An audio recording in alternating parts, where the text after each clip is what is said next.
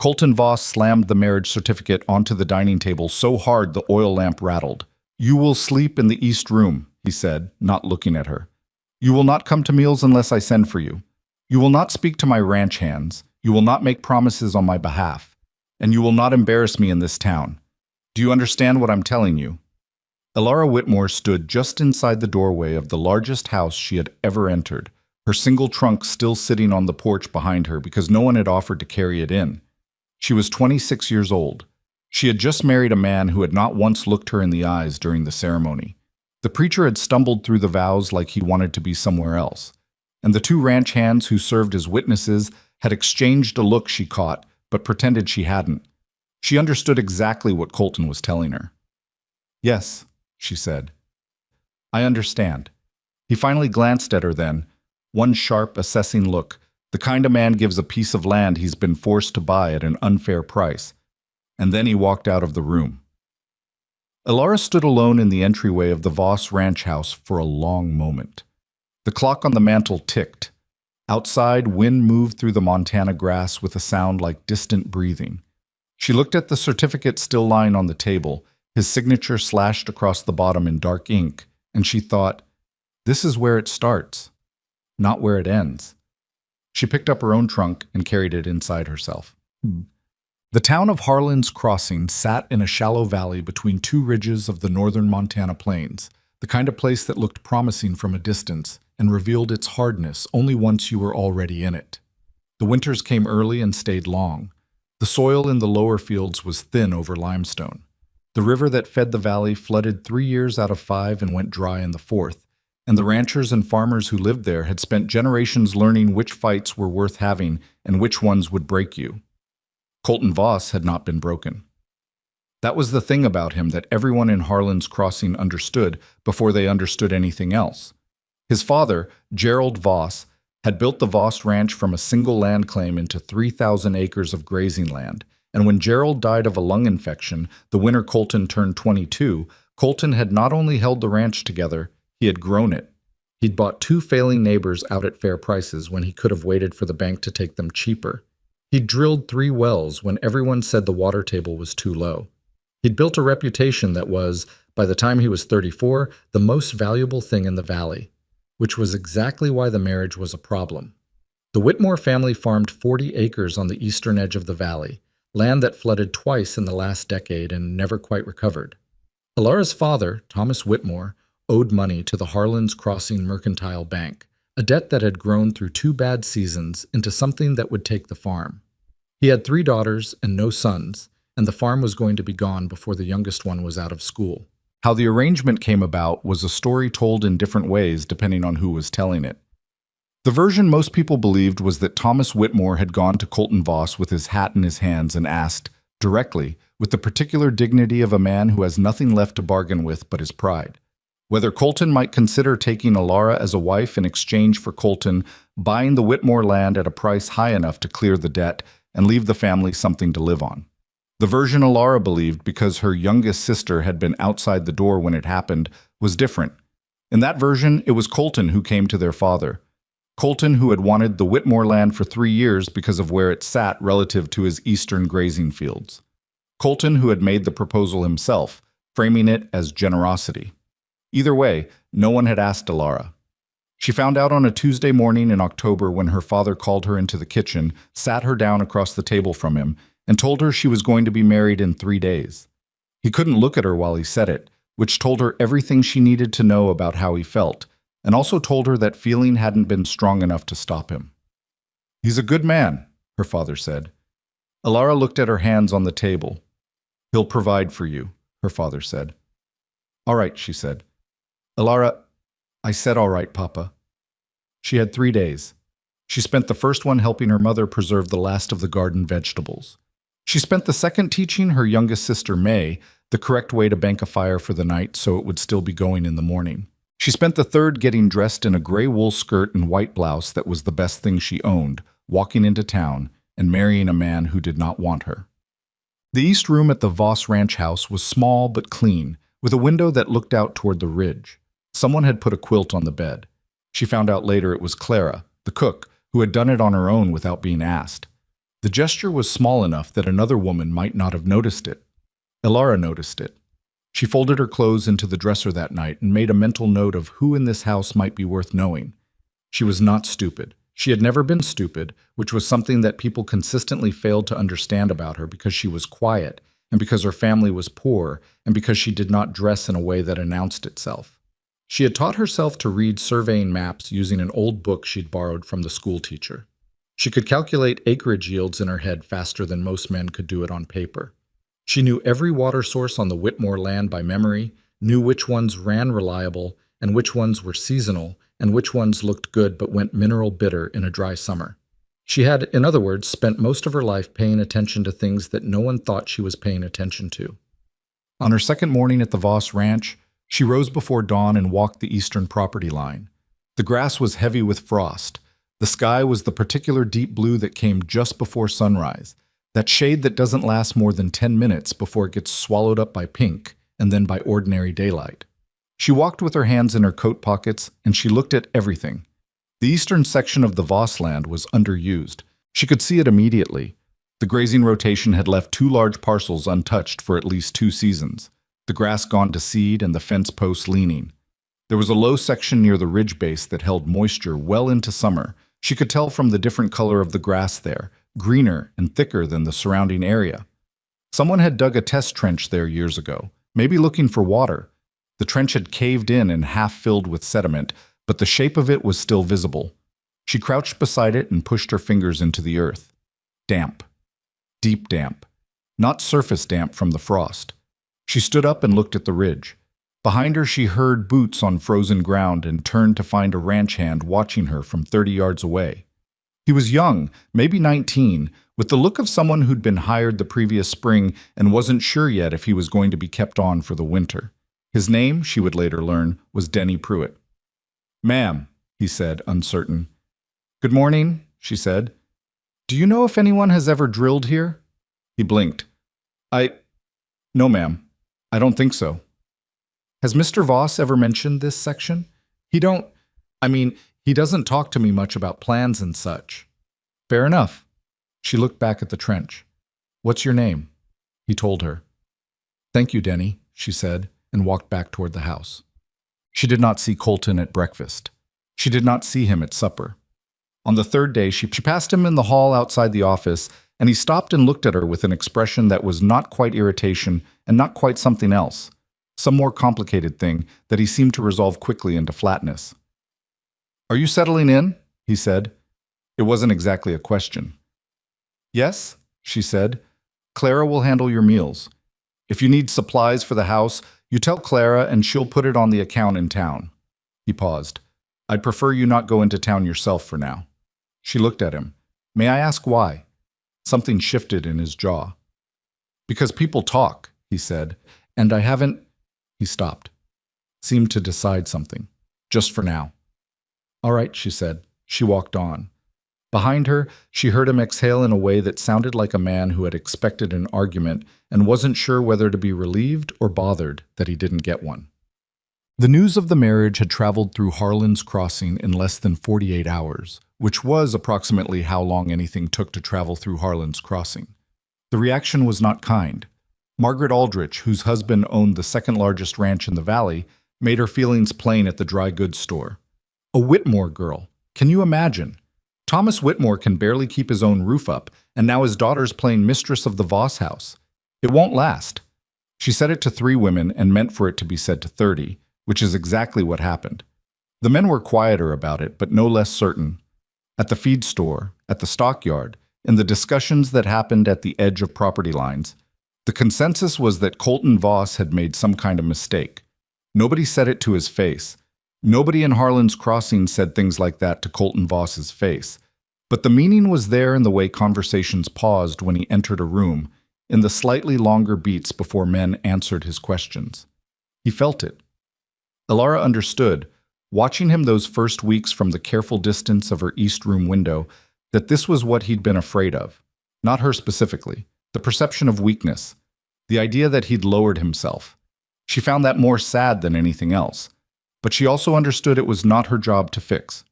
6 weeks into the marriage, she found the old land ledger. It was in the small room off the kitchen that had once been a washroom and now served as a sort of overflow storage. Crates of old hardware, a broken harness, two chairs with split legs, and stacked against the back wall, a row of leather-bound record books. She'd been looking for lamp oil. She found the ledgers instead.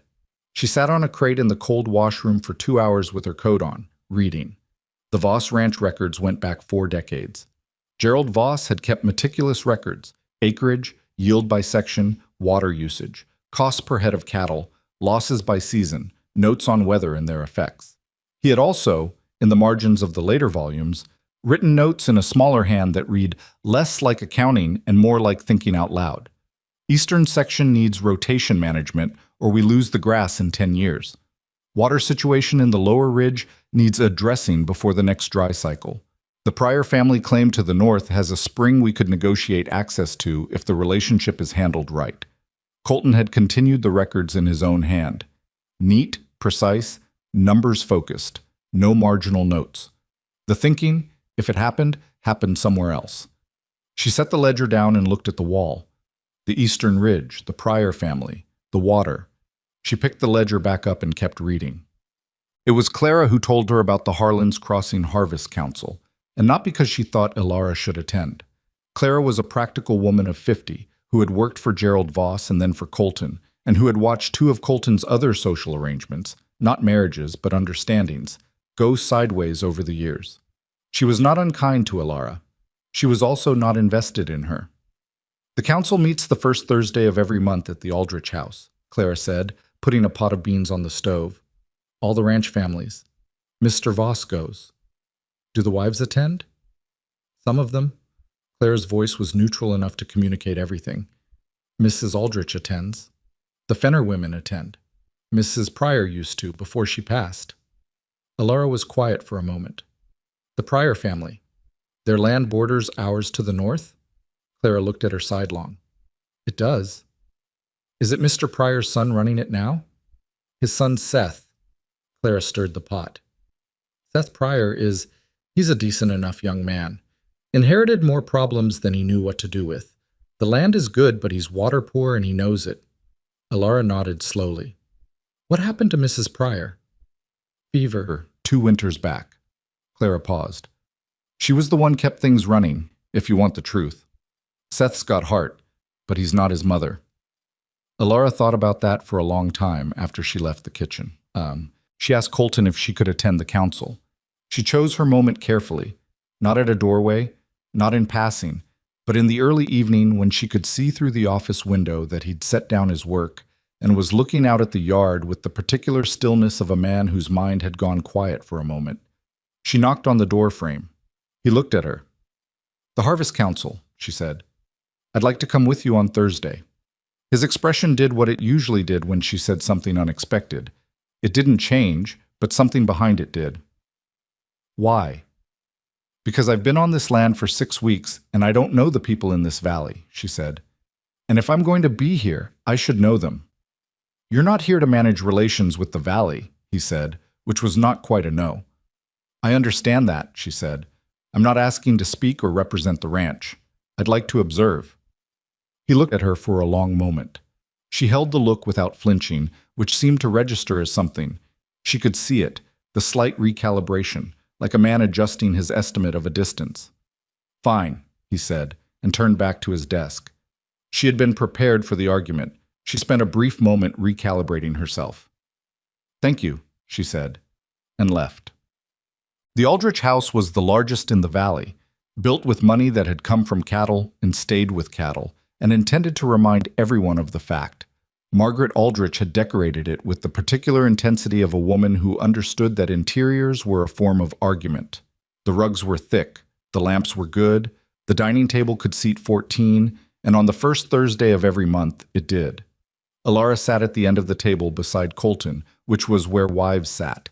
At the end, near enough to be accounted for, and far enough not to interfere. She wore her gray wool, which was the best she had. She watched Margaret Aldrich notice the dress and file the observation away, and she watched the other women notice Margaret noticing, and she understood that she had just failed a test she hadn't been told she was taking. She didn't let it show. She turned her attention to the men at the head of the table and she listened. The discussion was about the winter. The winter coming, everyone could feel it, and the question was supply routes, sir. The northern pass that connected Harlan's Crossing to the larger trading town of Mill Haven was unreliable by December and completely impassable by January. Last year it had closed 3 weeks earlier than anyone expected, and 2 families had been caught short on grain. "We need to negotiate with the Mill Haven freighters for earlier delivery contracts," said Bernard Aldrich. He was a heavy man with careful eyes who had the manner of someone who'd been the most powerful person in most rooms for so long he'd stopped questioning it. "Lock in October delivery instead of November." "That increases the cost," said a man named Fenner, who had the look of someone who'd done the math on everything his entire life. "October delivery is a premium, less premium than running out in February." They went back and forth. Elara listened.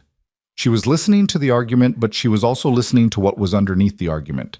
The fear of the winter, the dependence on a single supply route, the way everyone at the table was working the same problem with the same tools and not getting anywhere new. At the other end of the table, Seth Pryor sat quiet. He was younger than she'd expected, mid-20s, lean, with the kind of face that looked like it had been outdoors most of his life. He said nothing through the supply route debate. He was looking at the table. After the meeting, when the men had moved to the front room and the women had gathered near the fireplace in the way that separated itself naturally, Elara walked past the sideboard and stopped beside Seth Pryor, who had not moved to either room and was standing at the edge of the hall, looking like a man who didn't quite know which group he belonged to. "Mr. Pryor," she said, keeping her voice quiet. He looked at her, surprised. Nobody had been talking to him directly. "I'm Elara Voss," she said, using the name deliberately, watching his face. "Yes, ma'am," he said. "I know. I've been studying the eastern section of our land," she said, "the section that borders your northern fence line. There's a depression near the ridge base. My guess is there's water under it, significant water. Has anyone on your side of the fence ever drilled near that area?" He stared at her. "No." "I think they should," she said. "I think a well drilled on the property line, shared access, would solve your water problem and our rotation problem at the same time." She paused. "I haven't discussed this with my husband yet. I'm asking you first because I wanted to know if you'd be willing to have that conversation." Seth Pryor looked at her the way people sometimes looked at her when she said something they hadn't expected, like they were trying to figure out whether she was serious, and then, once they decided she was, trying to figure out what to do with that. "Yes," he said, "I'd be willing." From across the room she felt Colton watching her. She did not look over. She kept her attention on Seth Pryor, asked him one more quiet question about his father's original survey records, thanked him, and moved away. When she eventually glanced toward Colton, his face was the one he usually wore, closed, measured, but his eyes were doing something different. She didn't know what he made of it. She wasn't sure it mattered yet. What mattered was the water. What mattered was the winter coming, and the people in this valley who were not going to make it through easily, and the land she had just spent 6 weeks reading like a book she hadn't been invited to read but had decided to anyway. She picked up a cup of coffee from the sideboard and moved to stand near the fireplace, near enough to the women's circle to be polite and far enough to hold her own silence. Margaret Aldrich was saying something about the cost of quality fabric in Mill Haven. Elara listened. She learned. She filed it away. Outside, the Montana wind moved against the windows of the Aldrich house, and somewhere up in the northern pass, the first real cold of the season was already moving south. The conversation with Seth Pryor lasted 4 minutes. Elara knew because she counted, the way she counted most things. Not obsessively, but as a habit, a way of keeping track of how much she was spending and whether she was getting value for it. 4 minutes, 2 questions, 1 agreement. It was more than she'd expected to get at a first meeting. What she hadn't expected was Colton. He didn't say anything on the ride home. The wagon moved through the dark at a pace that suggested he wasn't in a hurry, but wasn't comfortable either, and the silence between them had a different texture than the silences she'd grown used to over the past 6 weeks. Those had been empty silences, the silences of 2 people who simply occupied the same building and didn't bother each other. This one had something in it. She waited. They were half a mile from the ranch house when he spoke. "What were you talking to Seth Pryor about?" Not a question. The same way he'd said things before, the words arranged like a question but delivered like something he already knew the answer to and was checking her against. "Water," she said. She felt him look at her in the dark, though she kept her eyes on the road ahead. "There's a water source on the eastern section," she said, "along the ridge base near the property line. I think it's substantial. A shared well with the prior land could benefit both operations." The wagon kept moving. The horse's breath came in small clouds. "You've been on this land 6 weeks," Colton said. "Yes. And you've identified a water source that my father and I didn't find in 40 years. She considered how to answer that. "Your father noted it in the ledger," she said carefully. "Volume 7, I think. He wrote that the eastern ridge needed water attention before the next dry cycle. He didn't follow it up." The silence after that was a different kind again. "You read the ledgers," he said. "I was looking for lamp oil and I found them," she said. "I apologize if I shouldn't have." He didn't say she shouldn't have. He also didn't say she should have. He pulled the wagon into the yard, set the brake, and climbed down without helping her down, which was what he always did and which she'd stopped expecting him to change. She climbed down herself and was heading toward the house when he spoke again. "Don't make agreements with Seth Pryor," he said, "or anyone else. Not without talking to me first." She turned. "I didn't make an agreement. I asked if he'd be willing to have a conversation. There's a difference." He looked at her across the dark yard, the lamp over the barn door throwing just enough light to see his face. Something in it, not anger exactly, but a kind of effort, like a man holding a door shut against wind pressure. "Talk to me first," he said again, and went inside. Elara stood in the yard for a moment. The cold was sharp and clean, and the stars over Montana were the kind that you didn't see if you looked directly at them. You had to look slightly to the side. She'd learned that as a child. Some things only came into focus when you stopped staring straight at them. She went inside and went to bed and lay awake for a while thinking about the ridge, and about the coming winter, and about the fact that Colton Voss had not said no. November came in hard that year, which Clara said was typical, and which the 3 ranch hands who'd been on the property more than 2 seasons confirmed with the particular resigned certainty of people who'd been right about unpleasant things too many times to feel good about it. The temperature dropped 2 weeks before it usually did. The river that ran through the valley's eastern edge went down faster than expected, and by the second week of November there were already ice shelves forming at the bends. Elara had by this point established a version of a routine. She rose early, walked the property in the mornings, different sections on different days, methodical, returned for breakfast, spent the middle of the day in the washroom with the ledgers, or increasingly, with paper and pencil working through calculations of her own. She ate supper in the kitchen with Clara more often than in the dining room, which Clara neither encouraged nor discouraged, and which suited both of them. She was not happy, exactly. She was not unhappy either. She was occupied. There was enough in the land and the records and the problems she could see forming on the horizon to keep her mind working, and when her mind was working, she didn't have room for the other things. The loneliness. The particular ache of being in a house full of people who didn't quite know what to do with her presence. Her mother had written once since the wedding. A short letter, careful and affectionate, asking after her health, and mentioning that May had started helping with the preserving and that the new land payment had allowed them to fix the roof before winter. Her father had not written. She hadn't expected him to. Thomas Whitmore expressed love through action and silence in roughly equal measure, and she knew he loved her. She also knew that loving someone and being able to look them in the eye afterward were 2 different things. She wrote back to her mother. She said she was well. She said the ranch was larger than she'd expected. She did not say anything about Colton because there was nothing to say that wouldn't require explaining context she didn't have words for yet. The first real test came in the 3rd week of November, and it came from a direction she hadn't been watching. His name was Harlan Webb, and he was one of 3 names that seemed to make the air in the room change whenever they were mentioned. He owned the Webb Consolidated Ranch to the west, not the largest operation in the valley, but the most aggressive, with a reputation for acquiring land through means that people described with careful vagueness when Colton was in earshot, and with considerably less vagueness when he wasn't. Elara first heard the name from Denny Pruitt, the young ranch hand who'd found her at the trench on the ridge that first morning. Denny had a habit of talking when he was nervous, and the day Webb's men rode through the valley's western edge doing what Denny called looking around, Denny was nervous enough to be fairly informative. "Mr. Webb's been trying to buy out the Kramer family for 2 years, Denny said, forking hay into the east stall, while Ilara checked the fence line post she'd noticed leaning. The Kramers won't sell, so Webb's been, I don't know exactly, making things difficult. What kind of difficult? Denny glanced toward the house, an involuntary reflex. Their irrigation ditch got blocked twice last season. Could have been natural, but he stopped. Everybody knows it wasn't natural. Does Mr. Voss know?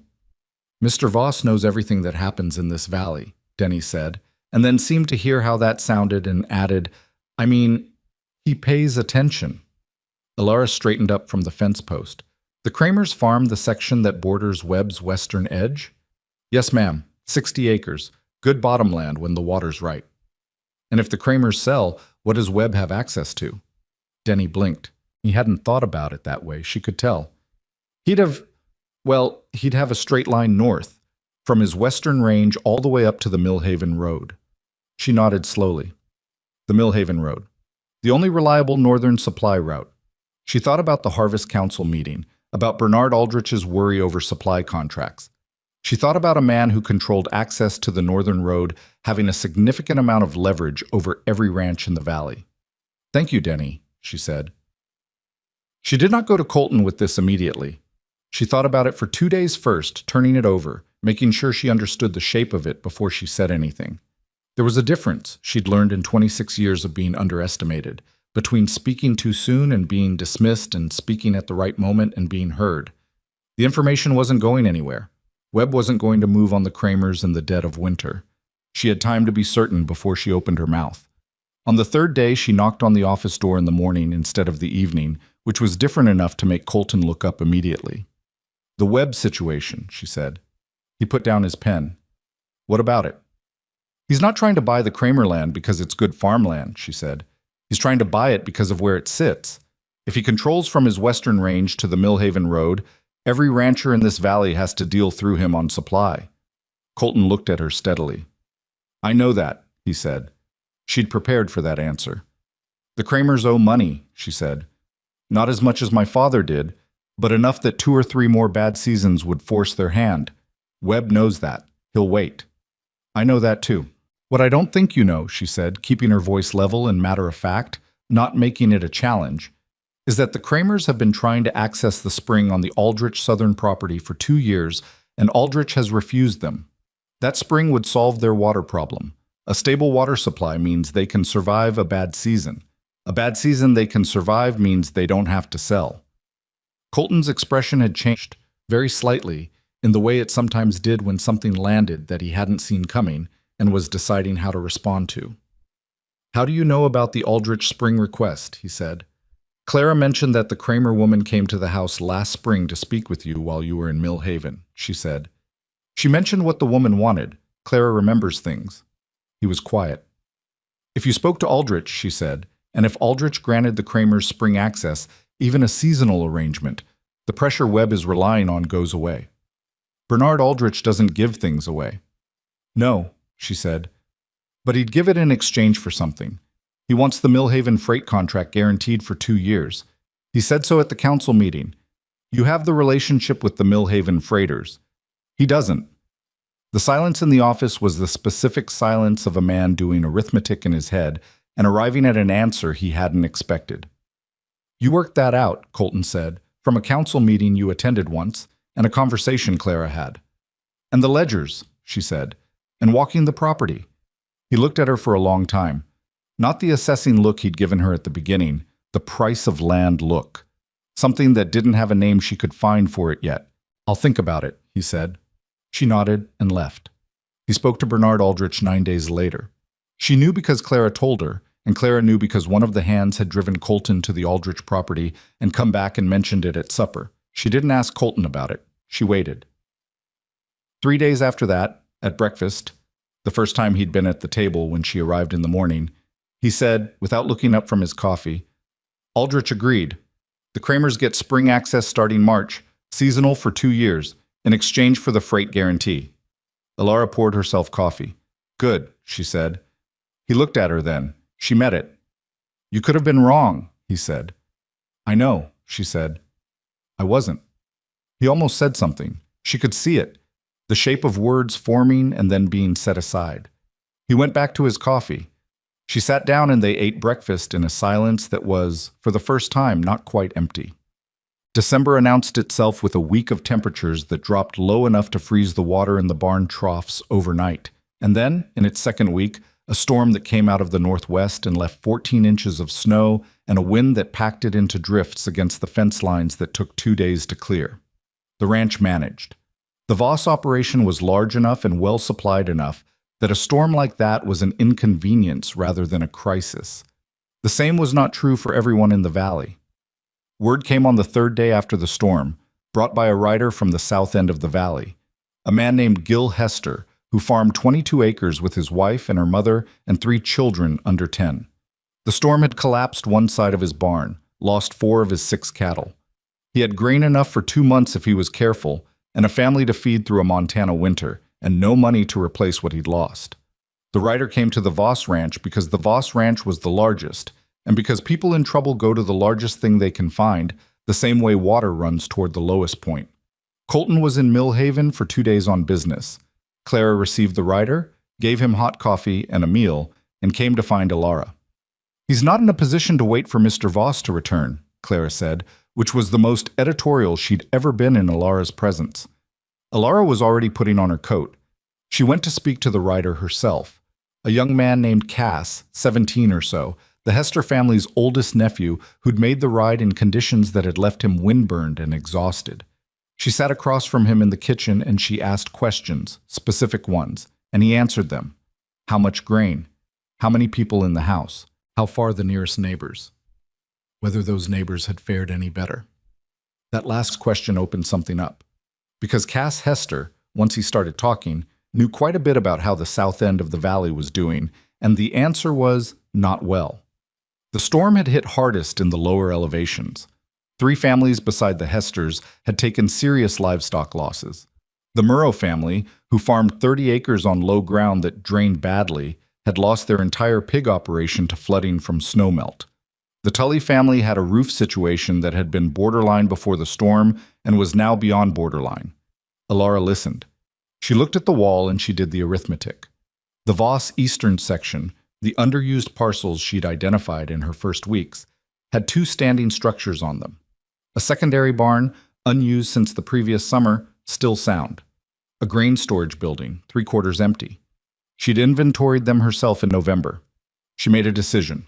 She would tell Colton when he returned. If he disagreed, they would have the argument then. But Colton was 2 days away and the Hester family was losing livestock in the cold right now. "Cass," she said, "can you ride back the way you came and stop at the Murrow farm and the Tully farm on your way?" He looked at her uncertainly. "What do I tell them?" "Tell them to come here," she said. "Tell them there's space in the east barn and they're welcome to it. Tell the Hesters the same," she paused. "Tell them Alara Voss said so." She watched him file that away. The name, the authority attached to it, which was either real or it wasn't, and she'd find out which when Colton came home. "Yes, ma'am," he said. Clara, standing at the stove with her back turned, said nothing. But Alara saw her shoulders move in a way that might have been a breath or might have been something else. The families started arriving the next afternoon. The Hesters came first. Gil Hester, a square-built man in his 30s who moved with the particular carefulness of someone whose pride was in a complicated negotiation with his circumstances, his wife Ruth, her mother, and the 3 children. They arrived in their wagon with what they'd managed to load in a hurry and with the animals they had left. Gil Hester shook Alara's hand in the yard with the grip of a man who wasn't sure what he was agreeing to and was hoping it would be all right. "Mrs. Voss," he said, we appreciate this." "The east barn's open," she said. "Clara will have something warm in about an hour. Get your animals settled first." The Murrows came before dark, and the Tullys the following morning, having had further to travel.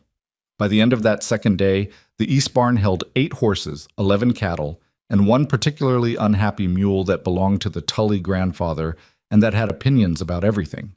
The secondary grain building had been partially reorganized to accommodate the family's stored food alongside the Voss reserve.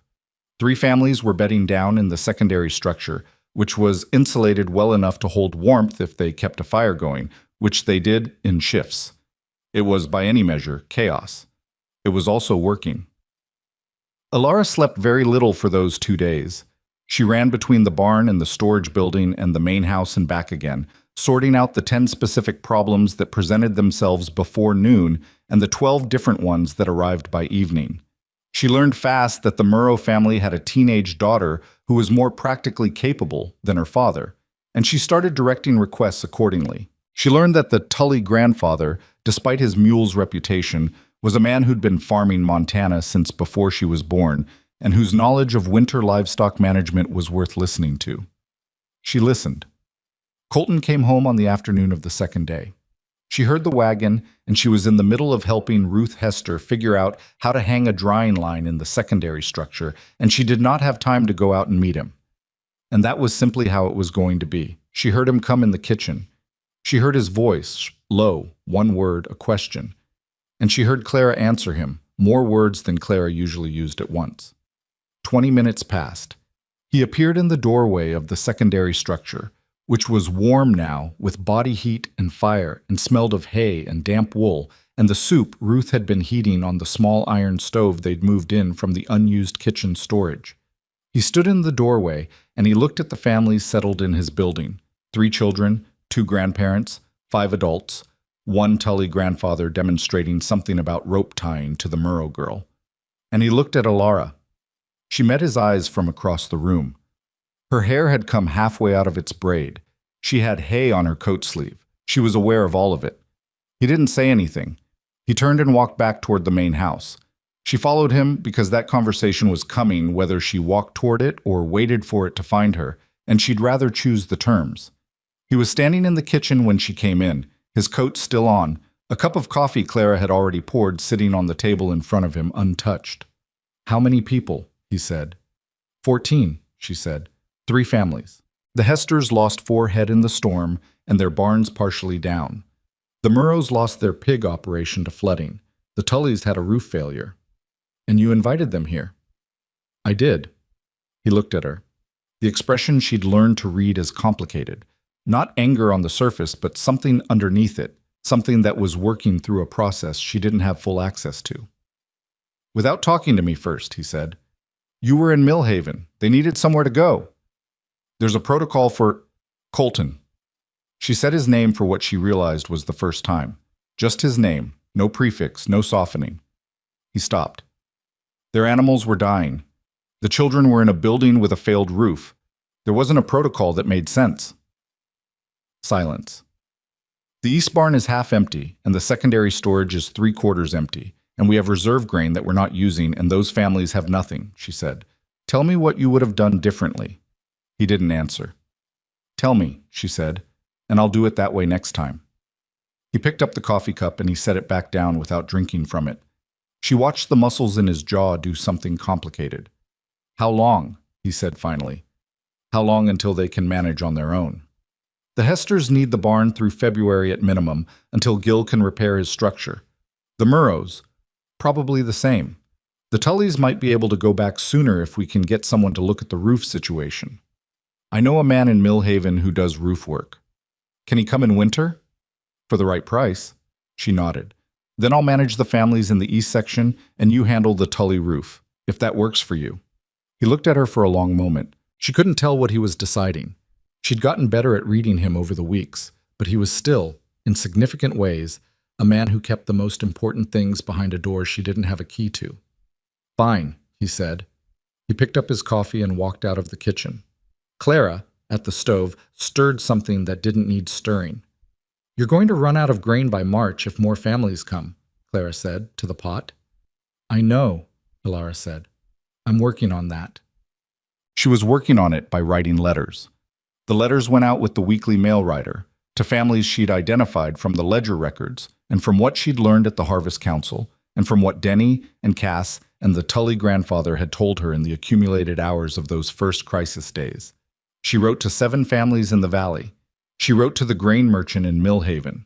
She wrote to a woman named Addie Strand who ran a supply operation out of a town 40 miles east and who, according to the Tully grandfather, was the most practically sensible person in 3 counties, and also not the kind of person who would demand social niceties before doing business. She was direct in the letters. She did not perform humility or couch her requests in excessive apology. She wrote the situation as it was, what she needed, and what she was offering in return, which in most cases was access to the Voss grain reserve at cost, and access to the east sections for cooperative winter grazing in exchange for labor commitments in the spring. She didn't tell Colton about the letters until 4 of 7 had received replies. She brought the replies to him in the office on a Thursday evening, and she laid them on the desk in front of him. "What is this?" he said. She told him. He read the letters. He read all 4 of them, slowly, and she stood on the other side of the desk and waited. She had learned to wait. It was one of the things she was genuinely good at. When he finished, he set the letters down and he looked at her with an expression she hadn't seen on him before. Not the assessment look, not the complicated jaw muscle look.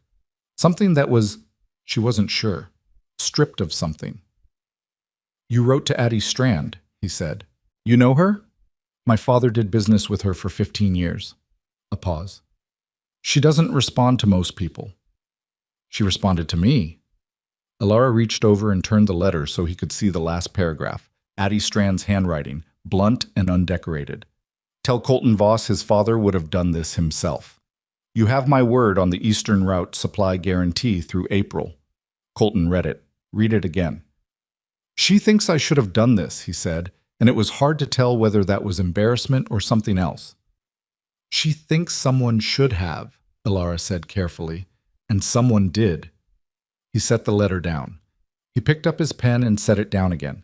Something was working through him. She could see it in the stillness of a man who was very controlled and was currently at the edge of what his control covered. "The Valley families," he said, "the ones who came, the ones who will come when word gets around." "They'll come," she said. "The winter's not half done. They'll need more than temporary barn space." "Yes." "And you're already thinking about that." "I have been for a week." He was quiet for a long moment. Outside, the Montana night pressed against the window, and the cold was the kind that made the walls of old houses creak, and somewhere in the east barn one of the Tully grandfather's animals was making its opinion known. "Show me," Colton said, "what you're thinking. Show me the numbers." Alara reached into her coat pocket and set 4 pages of calculations on the desk in front of him, covered in her handwriting, numbers, and acreage notes and projected yields, and a rough map of the eastern section with marks at the water sites she'd identified. He pulled the pages toward him and he read. She sat down across from him for the first time in the chair across the desk. He didn't comment on it. He turned to the second page, then the third. The lamp burned between them. Outside, the winter worked its way through the valley, finding every gap, testing every structure, making its permanent case for the fact that the frontier did not care what your name was, or where you came from, or what you thought you deserved. Colton Voss turned to the 4th page and kept reading. Alara watched him and thought, this is where it gets complicated. Not the families, not the winter. Not even Harlan Webb, whose name would come back around before this season was finished, she was almost certain. The complication was this: the 2 of them in this office, at this desk, with her handwriting in his hands, and the particular and dangerous territory of a man who had decided to take something seriously that he had not initially taken seriously at all. She wasn't sure where that went. She wasn't sure what she wanted it to mean. She knew what she wanted for the valley. She knew what she wanted for the people in the East Barn and the families who would come after. She knew what she wanted from the land, the water and the yield and the spring that would come eventually if they could hold through the cold. The other thing she was less certain about. She let it sit where it was, unresolved, the way you let a fire catch at its own pace, instead of blowing on it too hard and smothering it. Colton turned back to the 1st page and started reading it again. Here, he said, pointing to a figure on the grain calculation, you've assumed 15% reserve margin. That's not enough if we take on more than 2 additional families. I know, she said. That's why I need the Addie Strand supply guarantee. He nodded slowly. And if Webb moves on the Kramers before March, then we move faster on the well, she said. Seth Pryor and I have already identified the drilling point. We just need your authorization to proceed. He looked at her across the desk. The lamp caught something in his face. Not warmth exactly, but the place where warmth wasn't entirely absent.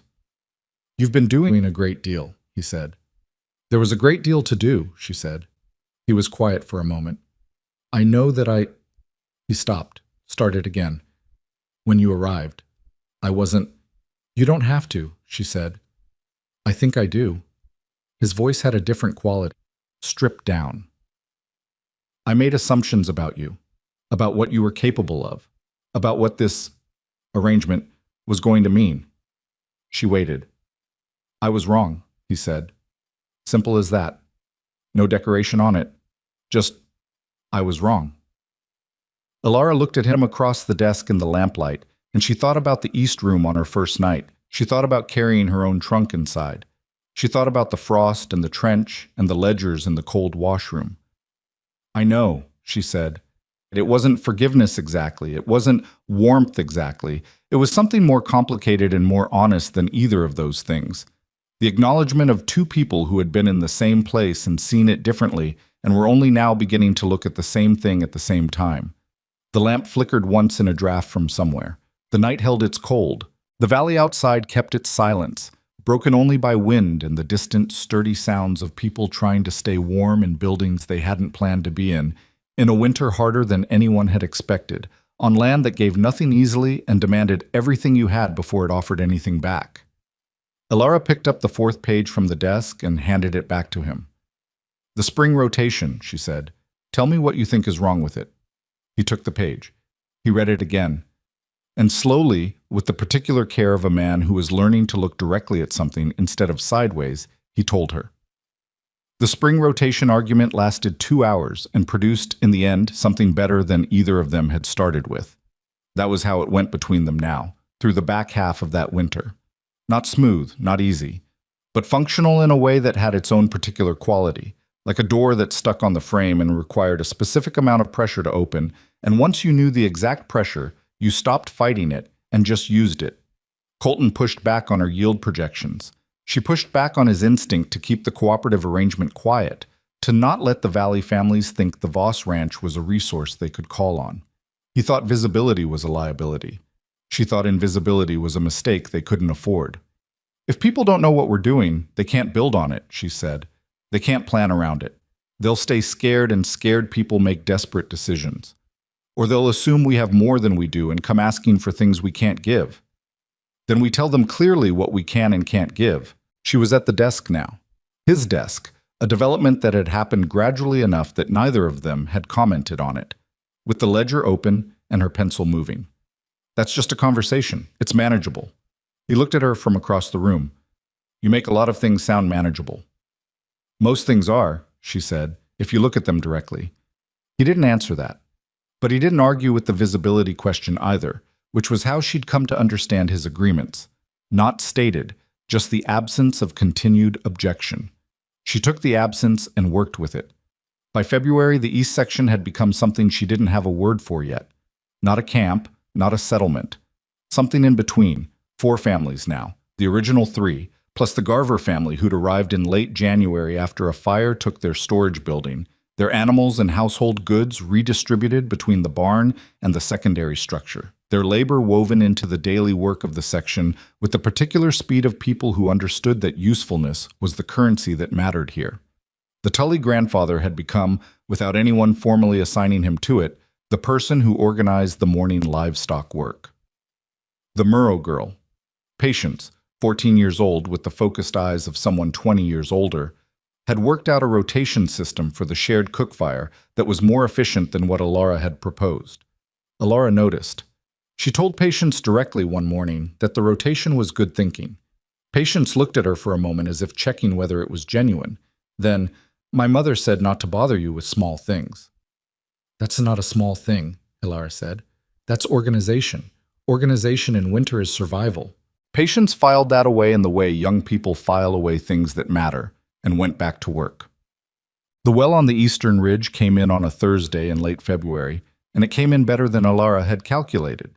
She had underestimated, it turned out, not overestimated, which almost never happened to her, and which she took a moment to simply stand with before the practical implications took over.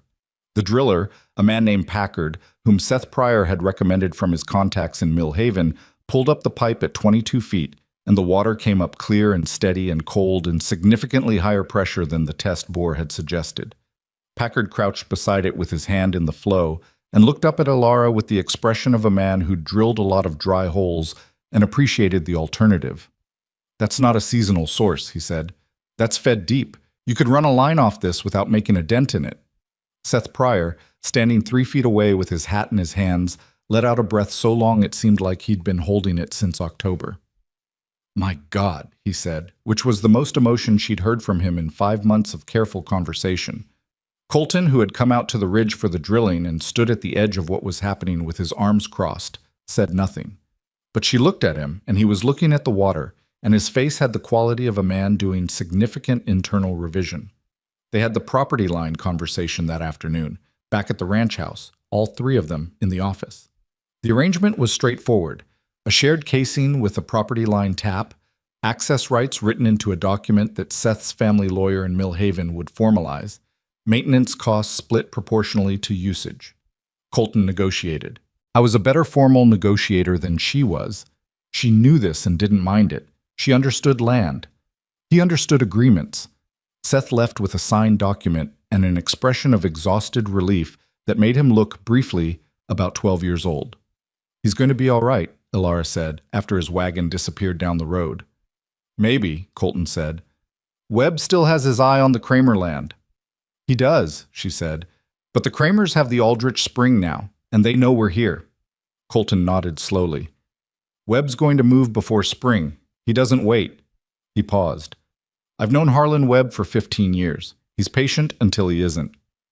What makes him stop being patient? When he thinks someone else is going to get there first. He looked at her. Which is what we've been doing, whether we meant to or not.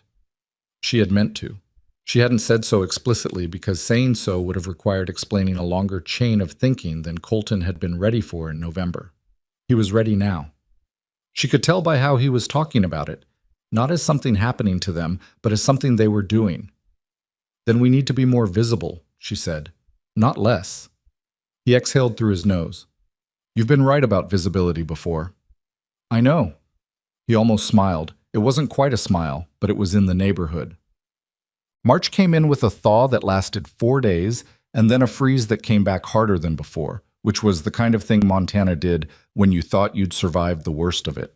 The valley roads went to mud and then to ice and then to mud again, and the supply situation, which had been holding through Addie Strand's route and the Voss grain reserve, got tighter than Ilara's calculations had anticipated. She had planned for 15% contingency. The thaw and refreeze cycle created damage she hadn't accounted for. 2 of the Hester cattle got into the melt-weakened east fence and wandered 3 miles before Denny and the Garver boy caught them, and the retrieval cost a day of labor and a piece of fence that needed replacing before the ground refroze. Small things, the kind of small things that stacked up. She was reworking the grain numbers at the desk one evening when Clara knocked and came in without waiting. That was unusual. Clara knocked and waited. Ilara looked up. There's a man at the back door, Clara said. Her voice had a flatness to it that communicated more than the words. Name of Dodd. He says he's come from the Webb Ranch. Ilara set down her pencil. Where's Colton? South fence with Denny. Won't be back for an hour. She stood up. I'll speak to him. Ilara. Clara used her name without the misses, which she did when she was being direct. Be careful. The man at the back door was thick-set and weathered, somewhere in his 40s, with the look of someone who'd worked outdoors for decades and had opinions about people who hadn't. He had a hat in his hands, which was the minimum courtesy, and he gave her the particular look that men of a certain type gave women they hadn't been expecting to deal with, not hostile exactly, but recalibrating. Mrs. Voss, he said. Mr. Dodd, she said. What can I do for you? Mr. Webb would like to meet with Mr. Voss. He said it simply, without preamble, which she noted as a sign of a man who delivered messages accurately and without interpretation. He proposes Saturday at the Webb Ranch. Social call. I'll let my husband know, she said. Can I ask the nature of the conversation? Dodd looked at her. He hadn't expected a question. I wouldn't know that, ma'am. I just carry the message. Of course, she said. Thank you for coming out in this weather. He nodded and left. She stood at the back door after he'd gone, and the cold air coming in from outside, and she thought about the word social. A man like Harlan Webb, who had spent 2 years slowly engineering pressure on the Kramer family, did not make social calls to his neighbors in early March. He made strategic moves dressed as social calls. She was at the desk working when Colton came back, and she told him about Dodd within 30 seconds of him removing his coat. He stood in the office doorway, still cold from outside, listening. Saturday, he said. That's what Dodd said. Webb doesn't do social calls. No. He came into the room and sat down, which was unusual. He rarely sat when he was thinking, generally stood or moved. She waited. He wants to know what we're doing with the East section, Colton said. He's heard about the families. He's heard about the well. He's trying to assess whether we're a problem. Are we? He looked at her. To his plan? Yes. Good, she said. Something crossed his face. The almost smile again, there and gone. If I go alone. She had expected that. She also disagreed with it, but she picked her moment. What would you say to him? Depends on what he says to me. He'll offer something, she said. Something that looks like cooperation and isn't. He'll frame the East Section families as a liability, a risk to the Voss reputation, overextension, frontier charity that doesn't pay. He'll suggest he could help manage the situation. Colton was quiet, listening. And if you go alone, she said, he'll spend the whole conversation talking to you as though I don't exist, as though the well and the letters and the supply arrangement are aberrations, things that happen to your operation. Not decisions. They were your decisions. They were our decisions, she said. That's the point. If you walk in there alone, he'll think he's dealing with one person who got temporarily confused by an inconvenient wife. If we walk in together, he has to deal with both of us. Colton looked at the wall. She could see him running it through. Margaret Aldrich will talk, he said. A wife accompanying her husband to a business meeting. Margaret Aldrich is already talking, Alara said. She's been talking since October. I don't think we should organize our decisions around what Margaret Aldrich will say about them. The silence held. Saturday, he said finally. Wear the blue. She didn't own anything blue. She thought he probably knew that, which meant it was his version of a joke, which was progress of a kind she hadn't anticipated. I'll find something, she said. The Webb Ranch was larger than the Voss operation by about 800 acres, and it showed its size the way some men showed wealth, loudly, with no apology. The main house was 2 stories, overbuilt for the climate, with a porch that had been designed for impression and was currently coated in a thin skin of ice that Alara navigated carefully in her best boots. Harlan Webb came out to meet them himself, which was one kind of signal, and brought a man named Carver who was introduced as his ranch manager and who had the eyes of someone who listened carefully and spoke rarely. That was a second signal. Webb was not treating this as casual. He was in his mid-50s, broad across the shoulders, with a face that had been handsome and was now just authoritative, and a manner that was warm in the surface layer and considerably cooler underneath. He shook Colton's hand first, and then turned to Alara with the slight recalibration she'd become accustomed to, the adjustment of a man who'd planned for one conversation and was now having a different one. Mrs. Voss, he said. What a surprise. Mr. Webb, she said, and smiled, and let the smile do its work without adding anything to it. They sat in the front room, which was furnished with the kind of things that announced themselves. Good rugs, heavy furniture, a rifle mounted on the wall that was too clean to have been used recently, and too visible to be there for any reason except presence. Webb had coffee brought and made the appropriate remarks about the winter, the roads, the condition of the northern pass, all of which were the kind of preliminary conversation that people conducted while they figured out where the real conversation was going to begin. It began when Webb said, I've been hearing about your East Section operation, the families you've taken in. Word travels, Colton said. It does. Webb turned his cup. Generous thing to do, in hard weather. It made sense for the land, Colton said. The East Section was underutilized. Webb glanced at Alara and away, one quick movement. Whose idea was that? Ours, Colton said, without a pause. Something registered in Webb's face, small, controlled, but there. He'd expected a different answer. Of course, he said. Practical thinking. He paused. Though I imagine it's created some complications. Resource management, livestock pressure on the land. Spring planting's going to be complicated with that many additional people operating in your eastern section. We've planned for spring, Alara said.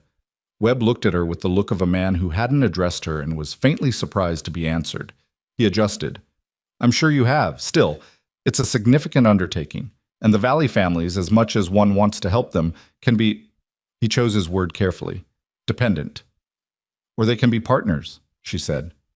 A brief silence. Partnerships require a certain capacity, Webb said. He was being pleasant about it, his voice smooth and measured. Most of these families have been struggling for years. Good people. Limited capacity. Limited resources, she said. Not the same thing. Webb looked at Colton. The look said, "Is she going to keep talking?" Colton said nothing, which was itself the answer. Webb turned back to Alara with the expression of a man who is revising his approach mid-conversation. "The Kramer property," he said, changing direction, "has been a concern of mine. The family's in a difficult position. I've been in discussions with Gil Kramer about potential arrangements." "What kind of arrangements?" Arrangements, Colton said. "A purchase. Fair market value. Maybe better. The Kramers would have enough to relocate somewhere more suitable. Everyone benefits." "The Kramers have spring access from the Aldrich property now," Alara said. "Their water situation is stable through at least 2 growing seasons." Webb was quiet for a moment. That was news to him. She could see it, the slight stillness of a man whose calculation has just been disturbed. "That's good for them," he said. "And the Millhaven freight route," she said, "has a 2-year guarantee to the Valley families through Addie Strand's eastern operation. Supply concerns through next winter are manageable." Webb looked at her fully now, and the surface warmth was there, but underneath it was something else, something that had stopped being casual. "You've been busy," he said. "There was a lot to do," she said. The same thing she'd said to Colton in the lamplight months ago. Webb sat back in his chair. He picked up his coffee cup and held it without drinking from it, and for a moment the room was quiet enough that the sound of the fire was audible and the wind outside doing its work on the porch. Ice was faintly audible, and Webb was very visibly thinking. "Colton," he said, addressing Colton directly, the way he'd clearly intended to address Colton all along. "You and I have known each other for 15 years. Our fathers knew each other. I think we can be direct." "We can," Colton said. What is happening in the east section is going to create expectations in this valley that neither of us is going to be able to manage long term. The families that are there now will tell other families. Other families will come. You'll be committed to an obligation that grows faster than your capacity to meet it, and when you can't meet it, you'll be the villain." He paused. "I'm speaking from experience." "What experience is that?" Alara said. Webb looked at her. "I beg your pardon?" "You said you're speaking from experience. I'm asking which experience." The room was very still. "Frontier charity," Webb said, his voice still pleasant, "rarely ends well for the giver." "Frontier cooperation isn't charity," she said. "The families in our east section are working the land. They're building infrastructure. In spring, the labor they put in will multiply the section's yield by a factor I can show you in writing if you'd like." She paused. "What ends badly isn't cooperation. What ends badly is one person accumulating control of a valley's resources until no one else has options. Then when anything goes wrong, weather, disease, a bad season, there's no resilience. There's just one person's decision standing between everyone else and collapse." Webb looked at her for a long moment. Then he looked at Colton. "She's very direct," he said. "Yes," Colton said. "I can see why that would be—" Webb stopped himself. Whatever he'd been about to say, he changed it. "Effective, in some contexts." "In most contexts," Colton said quietly. Alara looked at her husband. He wasn't looking at her. He was looking at Webb with the steady, uninflected gaze he used when he had finished negotiating and was waiting for the other person to understand that. The meeting ended without resolution, which was itself a resolution of a kind. Webb had not made an offer. He'd taken a measure. So had they.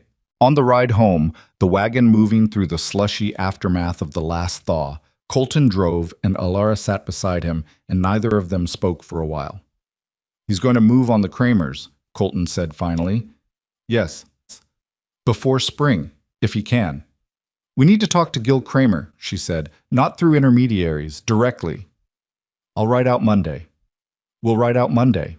He glanced at her sideways, the almost smile. "You don't own anything blue," he said. "Clara lent me her shawl," she said. "It's close enough."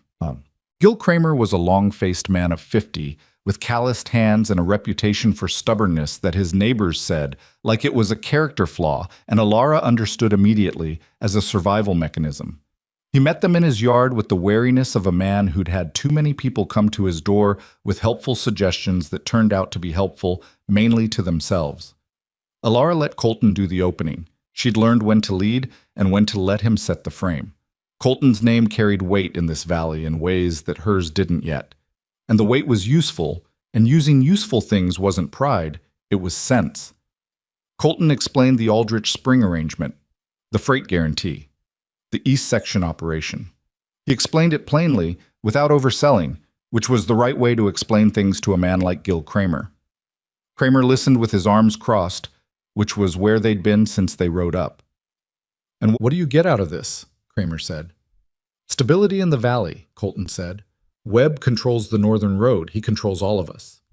Kramer's eyes moved to Alara. People's eyes moved to her eventually, she'd found.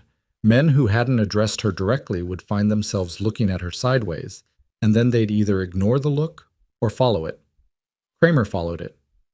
"You're the one who put the families in the East Barn," he said. Not a question. "Yes," she said. "My cousin's boy was there. Carl Murrow." "I know Carl," she said. "He helped Patience Murrow rebuild the feed storage wall in January. He's good with his hands." Something shifted in Gil Kramer's face.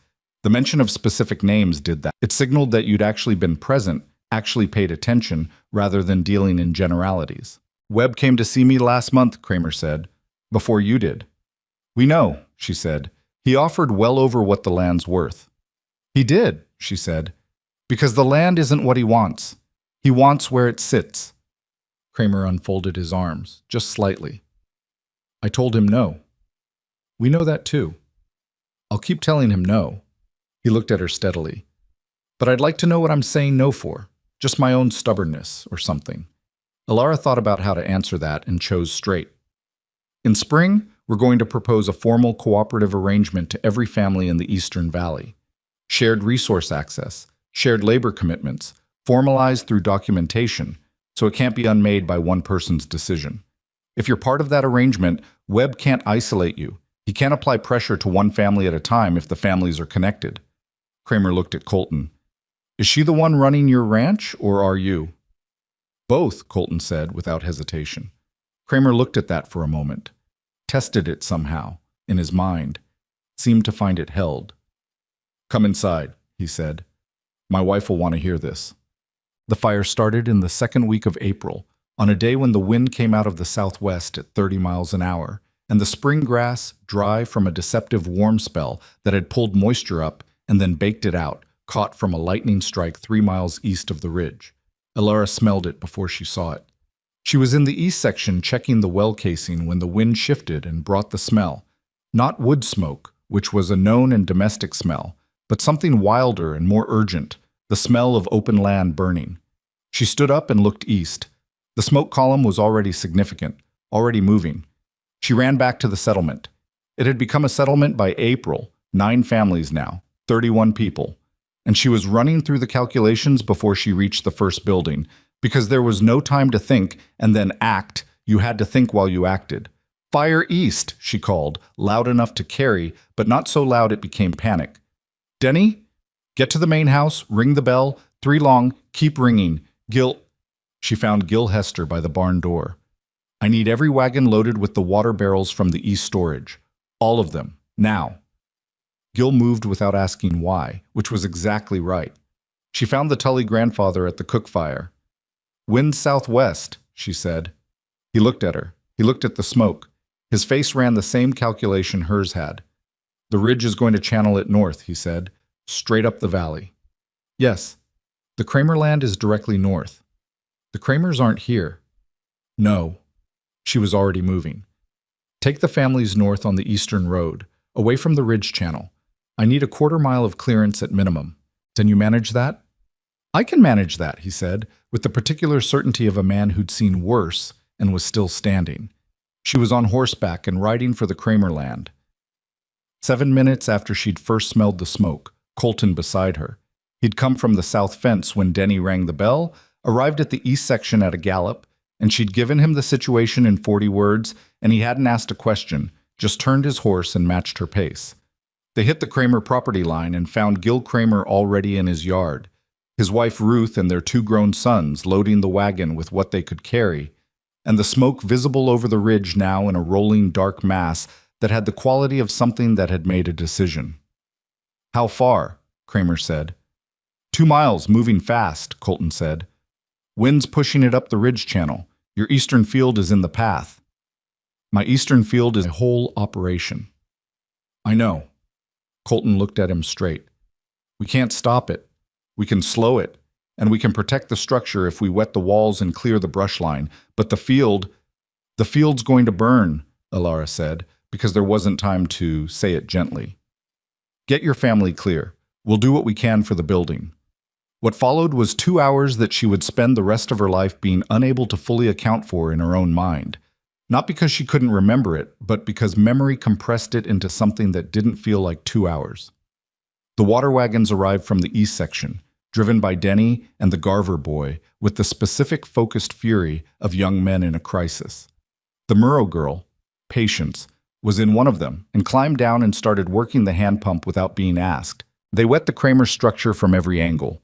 They pulled the brush line back 30 yards from the south wall with axes and bare hands, and one very unhappy horse that kept trying to veer away from the smoke and had to be managed with a firmness that left Alara's arms aching for 3 days afterward. The Tully grandfather appeared with 4 of the men from the settlement at some point in the first hour, and she didn't know exactly when because she wasn't tracking arrivals. She was tracking fire. The fire hit the Kramer eastern field and went through it the way it goes through dry spring grass, fast and total and without negotiation. The eastern field was gone in 40 minutes. The western field caught at the edge, and the cleared brush line slowed it enough that the waterwork held and the structure stood. When it was finally down to embers and the wind had dropped enough to let the smoke settle, they stood in the Kramer yard. Ilara and Colton and the Kramers, and a dozen people from the East Settlement, and Denny and the Murrow girl, all of them black-faced and red-eyed and exhausted, and looked at the eastern field. Half the Kramer operation, gone. Ruth Kramer sat on the porch steps with her hands in her lap and didn't cry, which Alara found harder to witness than crying. Gil Kramer stood at the fence line looking at the black ground and said nothing for a long time. Colton walked up beside him. "The structure's good," Colton said. "The western field's 2/3 intact." Gil kept looking at the burned ground. 2/3 of a field won't carry us through a year." "No," Colton said. "It won't."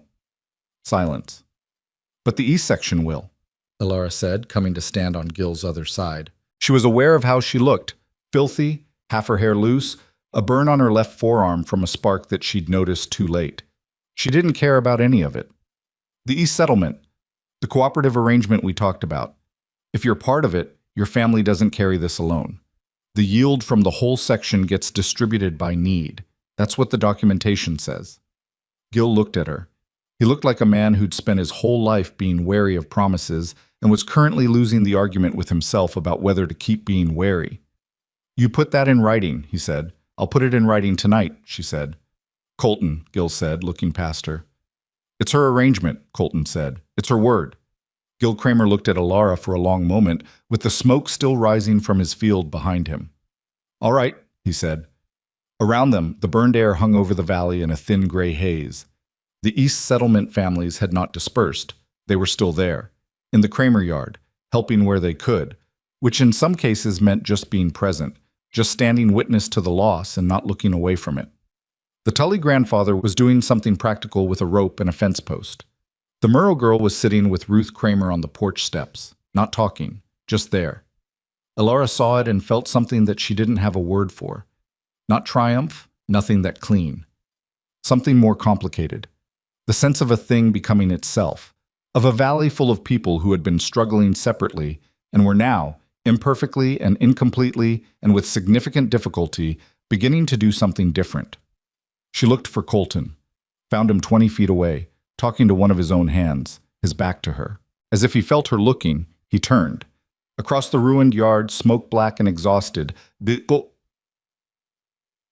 looked at each other. She thought he was going to say something practical, something about the water barrels or the ride home.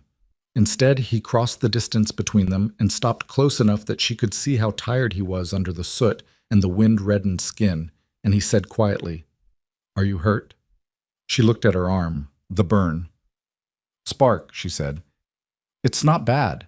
He reached out and touched her wrist just below the burn, briefly and carefully. It was the first time in 6 months of marriage that he had touched her in any way that wasn't incidental. He pulled his hand back. He looked at the burned field. "Webb's going to hear about this," he said. "He's going to think the Kramers are vulnerable now." "He'd be right," she said. "They are. But vulnerable and isolated are different things." Colton looked at her. "Tomorrow we file the cooperative documents," she said. "And we do it publicly. Town hall, if they'll give us the room. Everyone in the valley should see it signed." He nodded. Then, "It'll make Webb move faster." "I know," she said. "Good." Somewhere in what remained of the Kramer Eastern field, an ember caught a draft and flared briefly bright before the wind took it, and it was gone, trailing a thin line of orange against the April sky, and the valley held its breath around them, waiting for what came next. The town hall in Harlan's Crossing had not been used for a formal gathering since the previous autumn's water rights dispute, and it showed. The floor needed sweeping, 2 of the lanterns on the east wall had gone dry, and the bench in the back corner had a broken leg that someone had propped with a folded flour sack and then apparently decided was someone else's problem. Alara noticed all of it when she walked in on that Thursday morning in late April, and she had Clara's nephew sweep the floor, and she refilled the lanterns herself from the oil can she'd brought in the wagon, and she left the bench because the flour sack was actually holding it fine, and she had other things to do. She had spent 2 evenings writing the cooperative agreement. Not a lawyer. There wasn't one in Harlan's Crossing, the nearest being 40 miles away in Mill Haven, but a document built on the principles she'd extracted from the ledgers and from the supply letters and from the 3 nights she'd spent in the East Section listening to the families talk about what they needed and what they could give. Colton had read it twice. He'd changed 4 things, all of them structural improvements. She'd accepted 3 and argued the 4th until he saw her point, which took the better part of an hour, and ended with him saying fine in the specific tone that meant she was right, and he was tired of being wrong. The document was 14 pages. It established shared resource access across 11 properties in the Eastern Valley. It created a labor exchange protocol for seasonal work. It set terms for grain reserve contribution and withdrawal based on yield rather than flat assessment, which was the thing she was most certain about. Flat assessment punished bad seasons and rewarded good ones in exactly the wrong proportion. The water access from the Ridge well was formalized into it. The Addy Strand supply route was referenced. The Aldrich Spring arrangement was included by reference. 11 families signed it that morning. The Kramers signed last, Gil Kramer's hand moving slowly across the paper. And when he put the pen down, his wife Ruth reached over and squeezed his arm, and he didn't shrug her off. Bernard Aldrich did not attend. He had sent word through his man that he considered the arrangement premature and wished the participants good fortune, which was the polished way of saying he was watching to see whether it would fail before he decided what to think.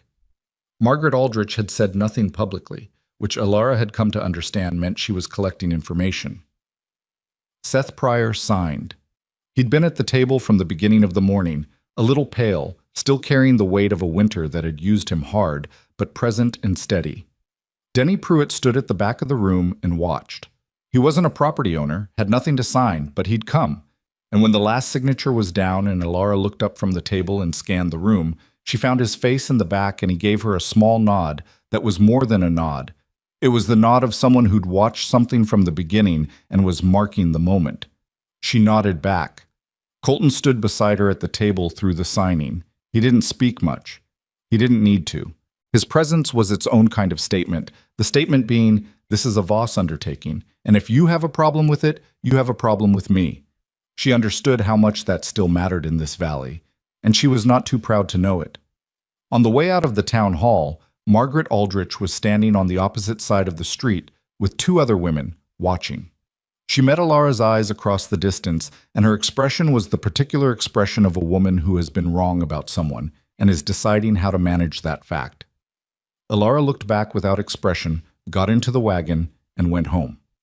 Harlan Webb's response came faster than Colton had predicted, and in a form neither of them had anticipated. It came not as a move against the Kramers, who were now inside the cooperative agreement and therefore harder to isolate, but as a story. Stories were Webb's instrument when direct purchase failed, and he was skilled with them in the way that certain people are skilled with tools they've used so long they don't think about it anymore. Instinctively, efficiently, with a craftsman's understanding of where the weak points are.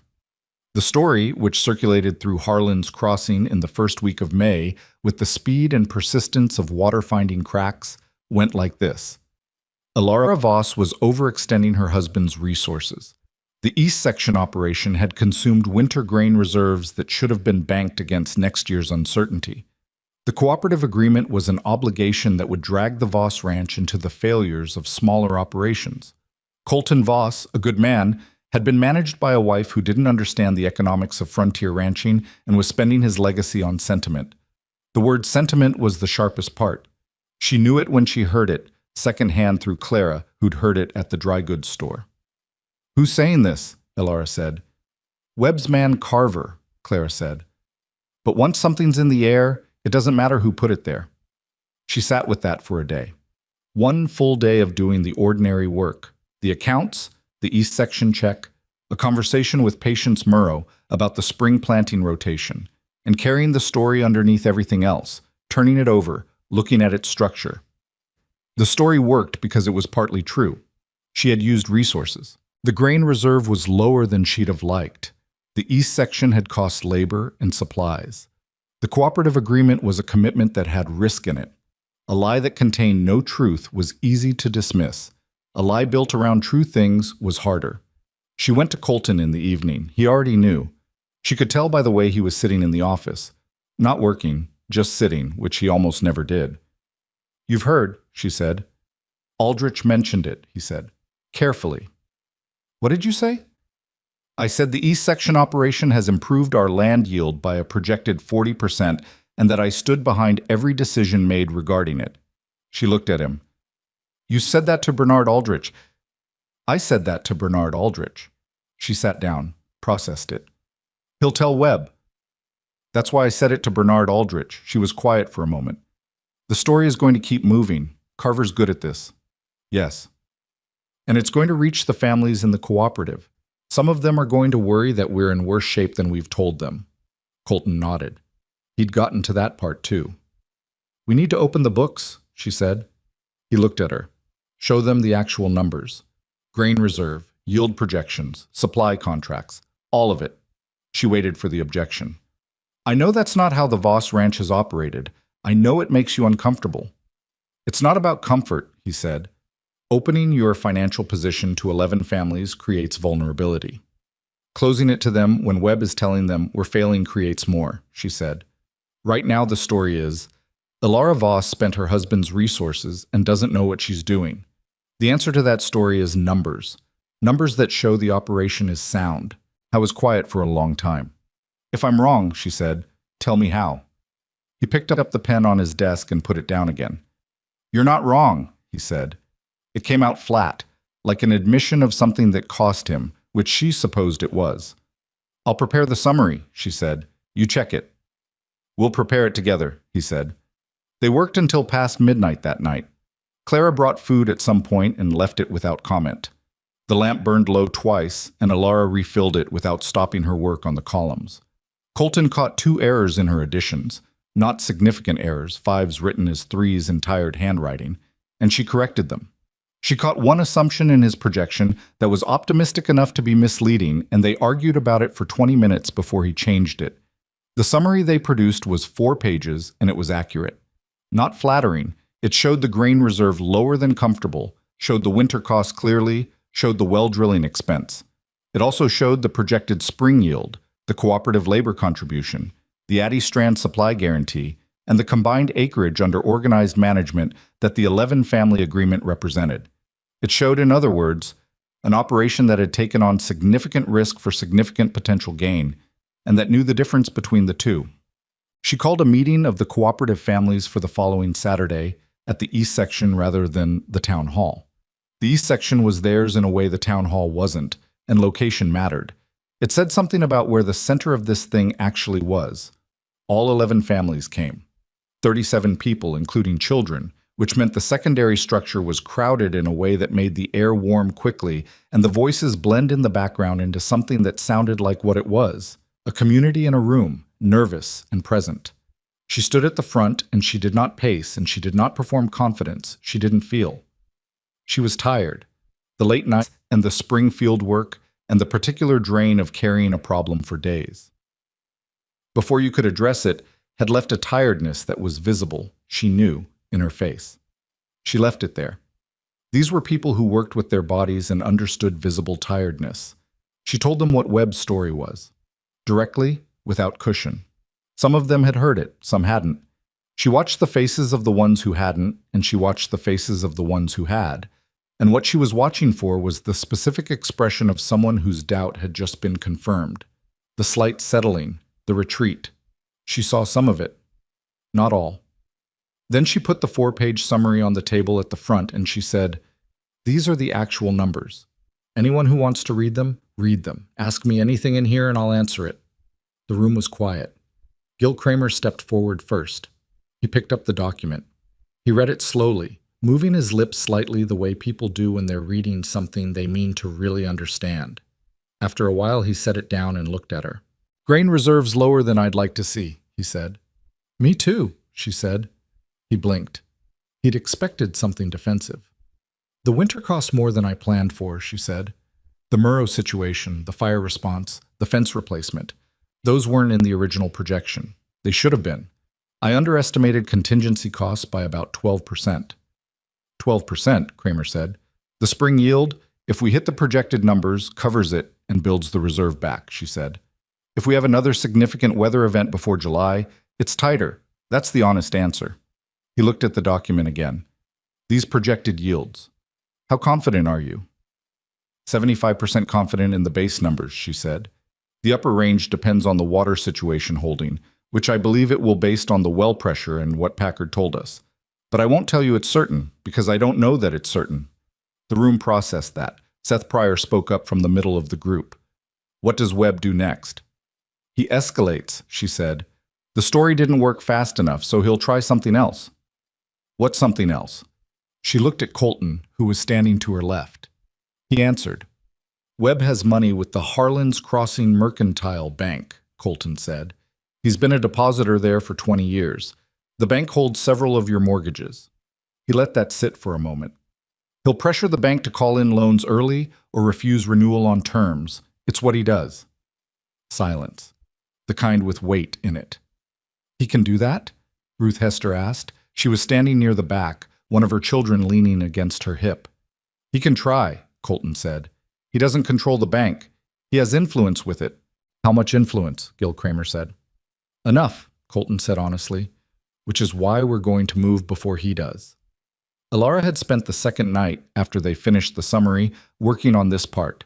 She'd written a letter to the Millhaven Central Bank, not the Harlan's Crossing institution, the larger one 40 miles away, introducing the cooperative agreement, the asset base it represented, and the combined acreage under management. 11 families working organized land in the Eastern Valley represented a loan portfolio that a Millhaven bank would want, especially if someone pointed out clearly that the local institution had let political pressure cloud its lending decisions.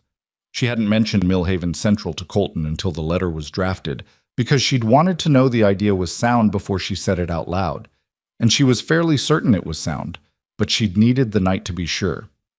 He'd read the draft letter the following morning and said, "You want to refinance their mortgages through a competitor bank." "I want to give them the option," she said. "Having the option is different from needing to use it. If Webb approaches the Harlan's Crossing Bank and the bank knows the borrowers can walk, the pressure looks different." He'd been quiet. "You've thought about leverage." "I've thought about how to make sure we're not waiting for someone else to decide what happens to us," she said. He'd nodded slowly. "Send the letter." She had. She told the cooperative families about it now, standing at the front of the secondary structure with the spring light coming through the high windows, and 37 people looking at her with the various expressions of people who are being asked to trust something they can't fully see yet. The Tully grandfather asked 2 practical questions about the Millhaven Bank's terms, which she answered, and then he nodded in the way she'd come to understand meant he was satisfied but wouldn't say so out loud. The meeting lasted 2 hours. It was not a clean 2 hours. There were arguments, specific and pointed, about who bore what risk and what would happen if the spring yield fell short, and a long, uncomfortable stretch where the Garver family and the Hester family had a disagreement about labor hours that had apparently been building since February and chose this public moment to surface. She let that run its course. She didn't mediate it until it was close enough to resolution that her stepping in would close it rather than inflame it, and then she did, with a specific proposed arrangement that addressed both families' concerns and that she'd actually worked out before the meeting in case it came up, which it had. When people left, they left in groups, talking to each other, which was different from how they'd arrived, which had been in separate wagons with the separate worry of separate people. She stood in the yard afterward with Colton, and they watched the last wagon go. "The Garver situation," he said. "I know. I'll talk to both of them this week. And the bank letter. We'll hear back in 2 weeks, maybe 3. He looked at the road. "Webb's not going to wait 2 weeks. "No," she said. "He isn't." He looked at her. "You're not worried." It wasn't a question, but she answered it like one. "I'm worried. I'm not panicked. There's a difference." She looked at the empty road where the wagons had been. "When he moves, we'll see what he does. We can't prepare for everything. We can prepare for enough." "You're better at this than I am," he said. She looked at him. He was watching the road and not looking at her, which was how he said things that cost him something. "You're better at some of it," she said. "I'm better at other parts. That's why it works." He didn't answer, but he didn't look away from the road either, and after a moment his hand moved and found hers at her side, briefly and without commentary, and held it for a moment that was long enough to mean something and short enough not to require either of them to name it. Then he let go and said they should check the east fence before dark, and she said yes, and they went. Webb moved on a Tuesday. Not through the bank, not yet, but through something Alara should have anticipated and hadn't, which she accepted and moved past because there was no productive use in dwelling on the miss. He moved through the Harvest Council. Bernard Aldrich called an emergency session. She heard about it from Seth Pryor, who'd been told by his contact at the feed store, who'd gotten it from Aldrich's man the previous evening. The agenda, such as it was, concerned a proposed revision to the Valley's informal grazing agreements. Specifically, a new provision that would require any land operating under a cooperative arrangement to receive council approval before expanding its operation or taking on new participants. The provision was aimed at the East Section Agreement, like a finger pointing at a specific person in a room full of people. Colton's jaw did the complicated thing when she told him. "Aldrich wrote that," he said. "Aldrich signed his name to it," she said. "Webb wrote it." "The council isn't a legal body." "No, but it's a social one, and the social pressure is the point." She sat across from him at the desk. "If the council passes this and we ignore it, Webb uses it as evidence that we're operating outside the Valley's interests. If we comply, the cooperative stalls. New families can't join. The thing stops growing and starts shrinking.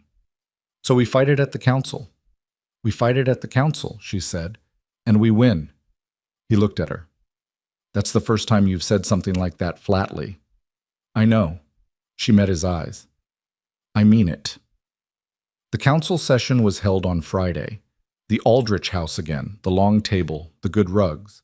This time, Ilara was not at the end of the table where wives sat. She was halfway up, beside Colton, where she had every right to be and where she sat down without asking permission, and where no one told her to move, though she saw Margaret Aldrich look at her husband and then look away.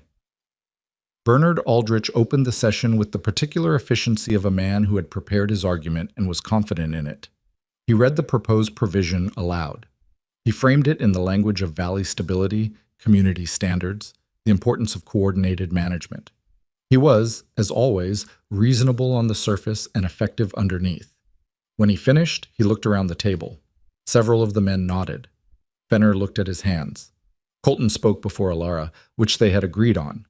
He addressed the provision directly and practically, pointing out that no such approval requirement had existed for any individual ranch operation, and that applying it selectively to cooperative arrangements was a distinction without a basis in Valley tradition. His voice was even, and his language was precise, and he made the argument the way a man makes an argument when he has thought it through and is not afraid of it. Aldrich countered. The exchange was polished, two men who respected each other's intelligence going through the formal motions of a disagreement that had already happened somewhere else before they walked into this room. Then Alara spoke. She hadn't planned to be elaborate. She'd planned to be specific. The families in the Eastern Cooperative represent 1,400 acres of organized land, she said. That's acreage that was running at less than 40% productive capacity a year ago. The cooperative has improved that. The well on the ridge has improved it. The supply arrangement has improved it. She looked at Aldrich directly. The provision you're proposing would stop that improvement, not prevent instability. Stop improvement. I'd like to understand why. Aldrich looked at her with the practiced calm of a man who'd been challenged by people better positioned than a frontier rancher's wife and had come through intact. Stability and improvement are not in opposition, Mrs. Voss. They're not, she said, but the provision treats them as if they are. It says, you can't grow without our permission. That's not stability. That's control. A brief silence. The valley benefits when its larger operations provide guidance to smaller ones, Aldrich said. The valley benefits when its people can work their land without waiting for permission from the people who want to buy that land, she said. The room went very still. She had not said Webb's name. She didn't need to. Everyone at that table knew whose provision this was. She had simply said out loud what everyone was thinking privately, and the room's stillness was the specific stillness of people who have just heard a thing said that had been unsayable until a moment ago. Fenner looked up from his hands. Seth Pryor, who was at the table for the first time and who had been quiet through the whole exchange, said, I vote against the provision. Aldrich looked at him. The ridge well is on the Pryor-Voss property line, Seth said. If this provision passes, any decision about that well goes to council approval. That well is my water supply. He looked at Aldrich steadily. I'm voting against. The vote that followed was not the outcome Aldrich had engineered for. The provision failed, not overwhelmingly, 4-3 with 2 abstentions, which was close enough to be uncomfortable, but failed. Afterward, in the street outside the Aldrich house, Seth Pryor shook Colton's hand and then turned to Alara.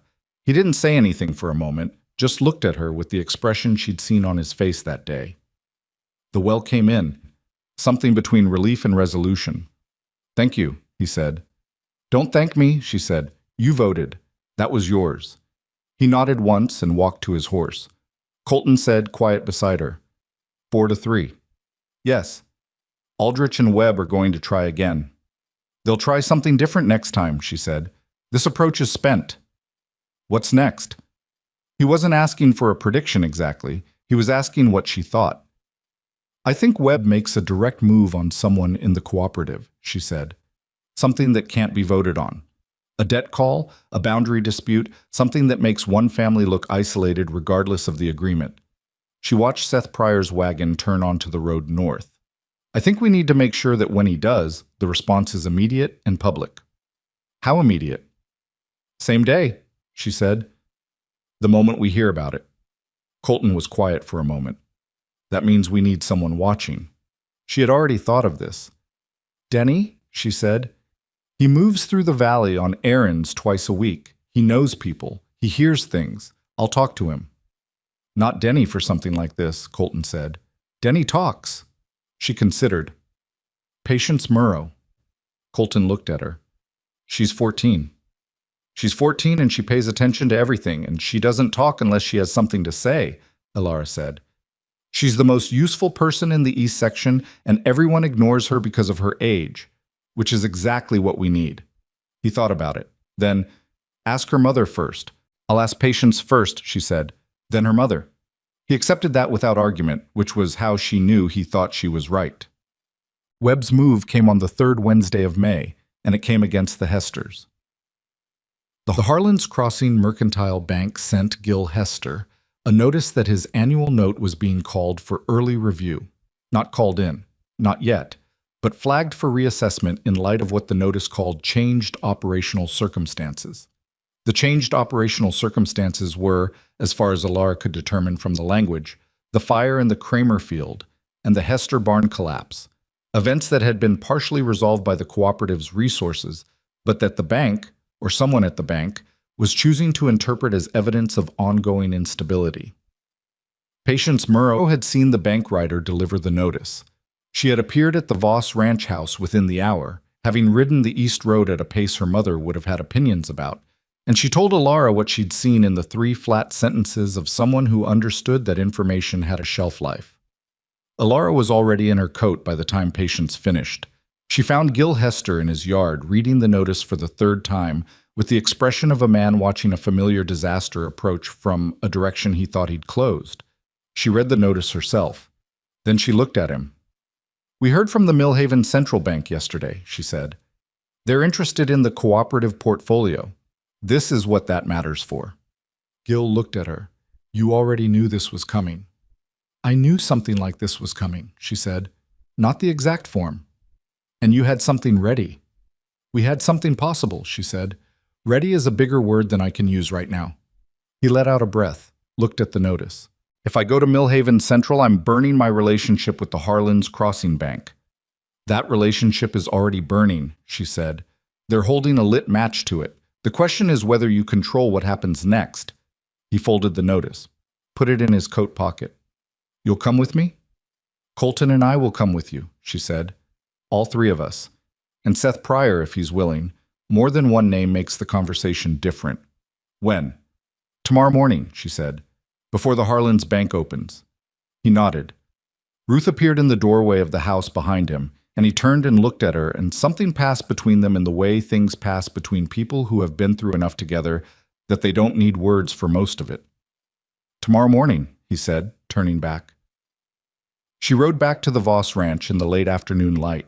The valley spread out around her on both sides, the east section visible in the distance with its cluster of buildings, and its well and its organized fields showing the first green of spring growth. The Kramer land to the north, its eastern field still black in patches, its western field coming back. Seth Pryor's northern property, water secure now, the pasture showing the difference a reliable water source made in ways you could see from a distance. She thought about her father's kitchen table in October. She thought about the East Room on her first night and the quilt Clara had put on the bed. She thought about the ledger in the cold washroom and her finger in the damp earth near the ridge. She thought about how none of this had been a plan exactly. She'd had pieces, directions, instincts developed from years of paying attention to things people didn't think she was paying attention to. She'd had calculations, most of which had been close, and some of which had been wrong in ways she'd had to correct while moving forward, which was not how she'd have chosen to do it and was how it had to be. She had a husband who had called her a burden and then called her a partner, not in words. He would never use a word like partner without significant and probably permanent resistance, but in the way he sat across the desk from her and said, "Show me the numbers," and meant it. She had a valley that was still scared, still fractured, still susceptible to a man with money and patience and a willingness to use both as instruments. She had a cooperative agreement that was 4 weeks old and had never been tested by the kind of pressure that was coming tomorrow when they walked into the Millhaven Central Bank and asked them to put their name behind 11 families that a powerful man was actively working to destroy. She didn't know how it was going to go. She knew what she was going to say, and she knew that Colton would say the right things, and she knew that the numbers were what they were, which was good enough but not certain. Not certain was how everything worth doing felt, in her experience.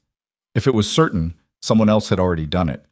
She reached the ranch yard and dismounted, and Denny came out to take the horse, and he looked at her face and said, "You all right, Mrs. Voss?" "Yes," she said. "Webb?" "Tomorrow," she said. He nodded, in the way young men nodded when they were trying to seem calm about something they weren't calm about. She appreciated the attempt. "Denny," she said before she went inside. "The family's in the east section, all of them. Can you make sure they know we're going to Millhaven tomorrow?" "Yes, ma'am." "What do I tell them?" She thought about it. "Tell them we're going because of them," she said, "and that we'll come back." He nodded again, and this time it was a different kind, the kind that didn't need pretending. She went inside. The lamp was already lit in the office, Colton's shape visible through the window, bent over the desk, working. She stood for a moment in the yard in the last of the evening light, looking at that shape through the glass, at the lamp's steady glow, at the way the night was coming in from the east over the ridge that had water under it now, water that hadn't been there for anyone before she pushed her fingers into the earth and decided to pay attention. Then she went inside and told him about the Hesters, and he listened without interrupting, and when she finished, he said, "I'll have the wagon ready at 5." And she said, "4:30. I want to be there when they open." And he said, without missing a beat, "4:30. They left at 4:30 in the dark, which meant Ilara had been awake since 3:30, lying in the gray stillness of a bedroom that had stopped feeling temporary sometime in February without her noticing exactly when. She rose without waking Colton. He was a light sleeper and would have been up anyway, but she liked the 20 minutes alone in the kitchen with the stove warming and her thoughts still unspoken before the day required her to start using words. She made coffee. She sat with it. She went over the Millhaven Central letter in her mind, the numbers, the way she intended to present the cooperative portfolio, the 2 or 3 objections a careful banker would raise, and how she planned to address them. She was not nervous exactly. She was the way she got before important things. Very still on the outside, everything moving on the inside like a river that looks calm from the bank and is doing significant work underneath. Colton came down at 4:15, already dressed. He poured coffee without speaking. They sat at the kitchen table for 10 minutes in the kind of quiet that didn't need filling, and then they went out and got in the wagon. Gil Hester and Seth Pryor were waiting at the East Section Road. Gil had circles under his eyes that suggested he hadn't slept much either. Seth looked the way he always looked, slightly thinner than he should be, carrying more than his face showed. They fell in behind the Voss wagon without ceremony, and the 4 of them rode the 40 miles to Mill Haven in the early morning dark, the road unrolling ahead of the horses in the lamplight, the Montana sky going from black to deep blue to the first gray suggestions of morning somewhere around the halfway point. They arrived in Mill Haven as the town was opening. Shop owners unlocking doors, the smell of bakery smoke from somewhere on the main street, a dog crossing the road with the decisive air of a dog who had somewhere specific to be. The Mill Haven Central Bank was a 2-story brick building on the east side of the main street, more substantial than anything in Harlan's Crossing, with a sign that was painted in gold letters and meant to communicate permanence. The manager's name was Arthur Crane. I was a composed man of about 50, with the careful grooming of someone who understood that appearance was itself a form of credibility in his line of work, and he received them in his office with the specific politeness of a man who had read their letter and was interested but intended not to show it until he understood what he was interested in. Ilara placed the cooperative documents on his desk. She placed the grain summary, she placed the yield projections, and the Addy Strand supply guarantee, and the water access documentation from the Ridge well. She placed them one at a time, unhurried, and she let Crane look at each one before she placed the next, because information given too fast is information that doesn't land, and she needed this to land. Crane read. He asked questions. She answered them directly, and when Colton knew something more specifically than she did, the exact terms of the Aldrich freight arrangement, the assessed value of the eastern section structures. She looked at him, and he answered, and Crane watched the 2 of them do this, and she could see him recalibrating, the way Webb had recalibrated in his front room, but differently, not as a threat assessment, as an asset assessment. Gil Hester said very little. He had the particular dignity of a man who has come somewhere he wouldn't have chosen to come and is conducting himself well anyway. When Crane asked him directly about the barn collapse and the storm losses, Gil answered plainly and without excuse, and Ilara saw Crane make a note that she suspected was more positive than Gil would have expected. Seth Pryor, when asked about the Ridge well, pulled a folded copy of the drilling report from his coat pocket and handed it across the desk. He'd brought it himself, without being asked. Crane read it and raised one eyebrow, fractionally. "This is a significant water source," Crane said. "It is," Seth said, "and it's shared access." "Documented," Seth said. "The property line agreement is in the cooperative file." Crane put the drilling report down and looked at the assembled documents and then looked at the 4 of them. "I'm going to be direct with you," he said. "The Harlan's Crossing Bank's decision to flag the Hester note was communicated to us informally before your letter arrived. We're aware of the pressure being applied in that valley." The room held still. "We're also aware," Crane continued, "that the entity applying that pressure has attempted to acquire several properties in your valley over the past 3 years and been unsuccessful. That's relevant context." He picked up the cooperative agreement. "What you've assembled here is not a collection of struggling farms. It's an organized agricultural portfolio with documented water access, supply chain security, and a labor exchange structure that addresses seasonal vulnerability." He set it down. That's a different kind of lending relationship than what the Harlan's Crossing Bank has been offering you. Yes, Alara said. It is. Crane looked at her for a moment with the look of a man deciding something. What do you need from us specifically? She told him. Refinancing of the 5 cooperative mortgages currently held by the Harlan's Crossing Bank, at terms that reflected the actual asset base rather than the individual farm risk assessments the Harlan's Bank had been using. A line of operating credit available to the cooperative as a collective against the combined collateral. And a letter, she said this last one carefully, a letter from Millhaven Central to the Harlan's Crossing Bank, acknowledging their interest in the cooperative portfolio, which would be, she said, useful. Crane understood what the letter would do. He was quiet for a moment. Then, the letter I can issue today. The refinancing takes 2 weeks for documentation. The operating line, that I need to present to the board, but given what I'm looking at here, I expect it will be approved. Gil Hester let out a breath so controlled that it barely showed, but Alara heard it. Thank you, Colton said. Crane nodded. He looked at Alara once more, with the look she'd learned to recognize. Not dismissal, not surprise, something closer to acknowledgement. The summary you prepared, he said. Who did the yield calculations? I did, she said. They're conservative in the right places and optimistic in the right places, he said. That's harder than it sounds. She accepted that without elaborating on how long she'd spent getting it right, which had been considerable. The letter from Millhaven Central reached the Harlan's Crossing Mercantile Bank by the following Tuesday. Alara knew the approximate moment it arrived because Patience Murrow, who had developed a network of observation in the valley that would have impressed a military intelligence officer, sent word through Denny that the bank manager had been seen reading something at his desk that had caused him to sit very still for several minutes and then summon his senior clerk. Webb heard about the Millhaven Central letter by Wednesday. He heard about it the way powerful men in small valleys hear about things. Through multiple channels almost simultaneously, each version slightly different, the common thread being that something had happened that changed the shape of what he was trying to do.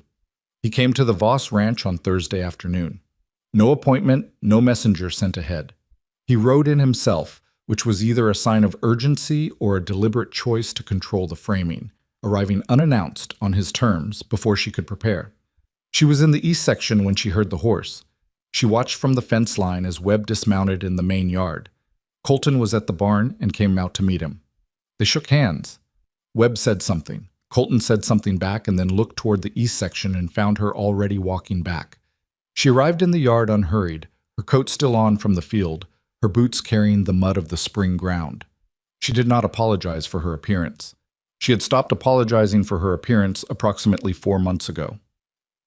Mr. Webb, she said. He looked at her the way he'd looked at her that first time in his front room, recalibrating. But this time the calculation was different. It wasn't assessing what kind of obstacle she was. He was assessing what kind of opponent she had turned out to be, which was a different kind of looking. Mrs. Voss, he said, I was hoping we might talk. Of course, she said. Come inside. They sat in the office, the 3 of them, with coffee that Clara produced with the specific efficiency of a woman who'd prepared for this possibility. Webb held his cup, and he was, for the first time in her experience of him, someone running slightly behind the conversation rather than ahead of it. The Millhaven arrangement, he said. Yes, she said. You've been planning this since before the spring. Since before the fire, she said. The fire accelerated the timeline. He looked at her. She held the look without filling it with anything. I want to be honest with you, he said, which was a sentence she'd learned to treat with attention whenever anyone used it, because it almost always preceded a revision of something rather than a disclosure. My interest in the Kramerland, and in the valley's eastern section more broadly, has been about consolidation. The valley works better with fewer, stronger operations. The valley works better with more people who can survive a bad season, she said. Those aren't mutually exclusive. They are when the consolidation means one person controls the supply route and the water access and the credit relationships, she said. Then it's not consolidation, it's dependency. Webb set down his coffee cup. He looked at it for a moment. The Harvest Council provision, he said. Failed, she said. The Harlan's Crossing Bank approach. Resolved, she said. He was quiet. She waited. What do you want? He said finally, and it was the most direct he'd been in any conversation she'd had with him, stripped of the social framework he usually kept around his meaning. She had thought about this, not obsessively, but clearly. "I want the valley to function," she said, "all of it, not the parts that are convenient. The families in the cooperative want to work their land and be able to plan a year ahead without wondering whether someone is going to make that impossible for them." She paused. "You have a large operation. You have resources.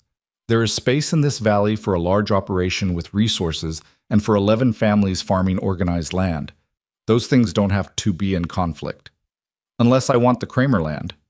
Then you'll need to want it less than the Kramers want to keep it," she said, "which is how it should work." Something shifted in Webb's face.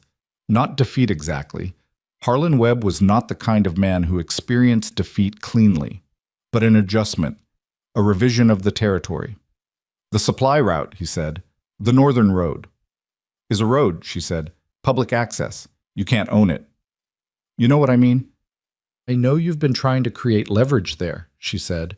"The Addie Strand route through the east removes that leverage. That's permanent, or as permanent as these things are." He looked at Colton. Colton, who had said almost nothing through this conversation, who had sat to her left with his coffee and his steady gaze and let her carry it, said, "She's right." Webb looked back at her. He was doing the calculation she'd seen him do in his front room that day, the assessment of a changed situation, the revision of what was possible. A man like Harlan Webb did not stop wanting things. He redirected. She knew this and was ready for it. "The well," he said, "the Ridge well. There's a significant water source there. Shared access between Voss and prior properties," she said, "documented. If the capacity is what Packard says it is, there's more than 2 properties could use." She held still. This was the turn she hadn't fully predicted. Not a threat, not a pressure move. An offer. "You're proposing access," she said.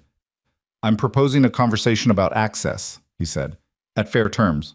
Water access, in exchange for a different relationship with my operation and the valley." She looked at him steadily. "What kind of different relationship?" "I stop," he said, simply. "The bank pressure, the council maneuver, the Kramer situation. I stop." He paused. "In exchange for a seat at the table you're building. Not control, access." The room was very quiet. She looked at Colton. He was already looking at her. This was, she knew, the thing you had to be careful about. The moment when something that had been a fight became a negotiation, and the negotiation required you to be as clear-eyed as the fight had, without the adrenaline of the fight to sharpen you. Webb was not asking to join the cooperative. He was asking to exist alongside it in a way that didn't require him to destroy it. That was different. That might be enough. "The water access would require consent from the cooperative families," she said. "I can't give you that alone." "I understand. And the terms would be set by the agreement, not by a separate arrangement between you and us." "I understand that too." "Then I'll bring it to the families," she said, "with my recommendation." He looked at her. "Which is?" "I don't know yet," she said honestly. "I'll tell you when I do." Webb nodded. He finished his coffee. He stood up, and he shook Colton's hand, and he looked at Alara for a moment with the expression of a man who was still figuring out what category she fit into, and had perhaps decided that the categories he'd started with were inadequate. "Your father-in-law," he said, "would have liked you." She didn't know enough about Gerald Voss to know if that was true, but she took it for what it was, the closest thing to a compliment Harlan Webb was going to offer. And she said, "Thank you," and let him leave. When his horse was out of the yard, Colton sat back in his chair and looked at the ceiling for a moment. "That went differently than I expected," he said. "Me too," she said. "Do you trust him?" "No," she said, "but I trust the situation. He can't win the way he was trying to win. He knows that. A man who knows he can't win what he's fighting for finds a different thing to fight for." She sat down across from him. "The question is whether the terms he's offering are worth the risk of having him as not an ally, a non-enemy. Is there a difference?" "Right now there is," she said. "Maybe later there isn't. We'll see." He looked at her. "You're going to recommend the families accept." She thought about it for another moment. "I'm going to recommend they consider it seriously," she said, "with conditions. And I'm going to be honest with them about what Webb is and what he isn't. They can decide." The cooperative meeting was held on a Saturday, the same secondary structure, the same faces with a year's additional weathering on them, and Alara stood at the front and told them everything. Webb's visit, the offer, the water access proposal, the condition of cessation.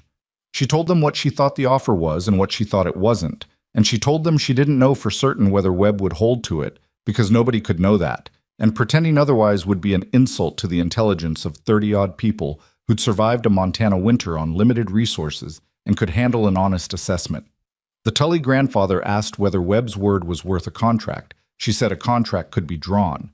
Gil Kramer asked whether accepting Webb's access to the well meant accepting his presence in cooperative decisions. She said explicitly no, and that she would write that distinction into any agreement clearly enough that a judge in Millhaven would uphold it. Ruth Hester asked the question nobody else had said out loud. What happens if we say no? The room went quiet. If you say no, Alara said, Webb finds another approach eventually. He's patient. He has resources. He won't stop wanting what he wants. He'll just have to work harder to get it, and we'll have to keep working to stop him. She paused. What I can tell you is that we're in a better position to do that than we were a year ago. Better water, better credit, better supply, better relationships. He knows that, which is why he's offering. So the offer is because we won, Patience Murrow said from near the back. She was the only one who put it that way. Alara looked at her. Yes, she said. More or less. The vote was 8-3 in favor of opening negotiations, with conditions. The 3 who voted against were not wrong to do so. Their caution was legitimate, and she said so, and she meant it. Caution and suspicion of men like Webb were not flaws. They were experience. The agreement with Webb took 3 weeks to draft, and 2 rounds of revision, and 1 meeting at the Voss Ranch where Webb and Alara sat on opposite sides of the desk for 2 hours going through it line by line, while Colton sat to her left and said the things that needed to be said in a voice that carried a certain weight in this valley, and always would. The final document was 16 pages. It gave Webb water access at defined quantities, defined seasons, defined terms of renewal. It committed Webb to cessation of the specific practices they'd itemized, the bank pressure, the council maneuvering, the acquisition attempts against cooperative members.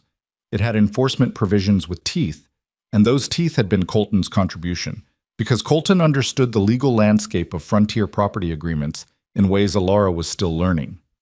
Webb signed it on a Tuesday morning in June at the Millhaven Central Bank with Arthur Crane as witness, which was her choice of location and which she thought Webb understood as a choice and accepted because accepting it cost him nothing and refusing it would have cost him the impression of good faith. She signed it after him. Her name next to his, clean and without flourish. The summer that followed was not easy, but it was good in the way that things that require continuous effort can be good. The goodness that comes from work that is your own and that produces something you can see. The east section bloomed into a productive zone that by July was returning yields that made Alara's February projections look, if anything, slightly conservative. The Kramer Eastern field, the one the fire had taken, was replanted in a rotation she'd designed with the Tully grandfather's input, different crops than before, calibrated to the soil and water conditions rather than tradition, and showing by August the particular green of land that is being worked intelligently rather than just hard. The ridge well held. In a dry July that had the older farmers in the valley watching the sky with the specific anxiety of people who'd been here before, the well held and the water came up clear and cold and sufficient, and Alara went out to the trench where she'd pushed her finger into the earth on her 3rd morning on the Voss land, and she stood there for a while, not thinking anything in particular, just being in the place where the thing had started. The Millhaven Central relationship developed into something that mattered in ways beyond the original refinancing. Arthur Crane, it turned out, had correspondence with 3 other banks in the territory, and the cooperative model, formalized, documented, with a year's performance data behind it by autumn, had become a thing that people were talking about in those circles. 2 delegations came to the east section to observe the operation. Alara received them herself. She was direct about what had worked and what hadn't, about the contingency costs she'd underestimated and the water situation that had outperformed expectation, because she'd learned that the version of a thing that omits its failures is a less useful model than the one that includes them. Colton came to one of those meetings and said very little, and afterward told her she was better at that than he would have been, which was the most specific compliment he'd given her, and which she accepted without diminishing it or inflating it. Just, "Thank you. You're better at the contract terms than I am. That's how we manage." He looked at her when she said that, and something in his face did the thing she'd been watching for a year, the door opening instead of being held closed. Her mother visited in September. Thomas Whitmore did not come. His health had declined through the summer, a joint condition in his hands that made travel difficult. But her mother, whose name was Frances, and who was a woman that Alara had spent her life understanding as separate from her father's decisions, came on the mail coach from the east and arrived on a Tuesday afternoon with a bag that was overfull because Frances Whitmore had never learned to pack light. Alara met her in the yard. They held each other for a moment, her mother's arms around her the way they'd been her whole life, competent, firm, not lingering. "You look thin," her mother said, stepping back. "I've been working," Alara said. "I can see that." Frances looked at the house, the yard, the east section visible beyond. "Your letters didn't... I couldn't picture it from the letters." "It's bigger than I expected," Alara said. "Come inside." Colton met her mother at the door with the particular care of a man who understood that this meeting was being observed and assessed, and that the assessment mattered. He was polite and direct, and he shook Frances Whitmore's hand rather than nodding at her, which Alara noticed, and which she thought her mother noticed too. At supper, Clara had prepared something substantial, because Clara's response to important occasions was food, and Alara had stopped trying to moderate it. Frances asked Colton how the ranch was doing, and Colton said the east section operation had exceeded projections and that the well had changed the situation significantly, and Frances said carefully, "Alara's well." Colton looked at her mother. "Yes," he said. "Alara's well." Frances looked at her daughter across the table, and Alara held the look and gave her the small, honest nod that meant, "Yes, it's real. Yes, it's all right. Not perfect, but real." Her mother stayed a week. She spent much of it in the east section, talking to the families. She was the kind of woman who could sit with Ruth Hester for an afternoon and leave Ruth Hester feeling understood rather than assessed, which was a skill Alara had always admired in her and only partially inherited. She talked to the Tully grandfather about crop rotation with the seriousness of someone who'd farmed 40 acres herself for 30 years. She watched Patience Murrow work and said afterward quietly to Alara, "That girl is going to run something." "I know," Alara said. "Are you teaching her?" "I'm letting her watch," Alara said, "and asking her questions. She teaches herself." Her mother nodded in the way that meant she was filing that away for later consideration. On the last evening before Frances left, they sat on the porch after supper while the September light went long and gold across the valley. Colton was inside. The valley was visible for miles in the evening light. The organized fields of the east section, the ridge with its well, the Kramer land to the north showing its recovery, the road south toward Harlan's Crossing, and the town that had called her daughter ordinary and unworthy less than a year ago. "Your father," Frances said. "He asks about you in his way." "I know his way," Alara said. "He's proud of you." She said it directly, without softening it or apologizing for the gap between what the pride was and how it had expressed itself or failed to. "He doesn't know how to say that. He probably never will. But it's true." Alara looked at the valley. "I know," she said. She had known, the way you know things about people who shaped you, not without pain, but without confusion. Her father had made a decision that had changed her life and had not asked her, and she had spent the better part of a year building something from that change that was hers in ways nothing before it had been. She didn't know what to call the feeling that produced. It wasn't gratitude, it wasn't forgiveness exactly. It was more like acceptance of how things actually were rather than how they should have been, and then the decision to work with what actually was. "Tell him I'm well," she said. "Tell him the land here is good." Her mother looked at her sidelong. "That's all?"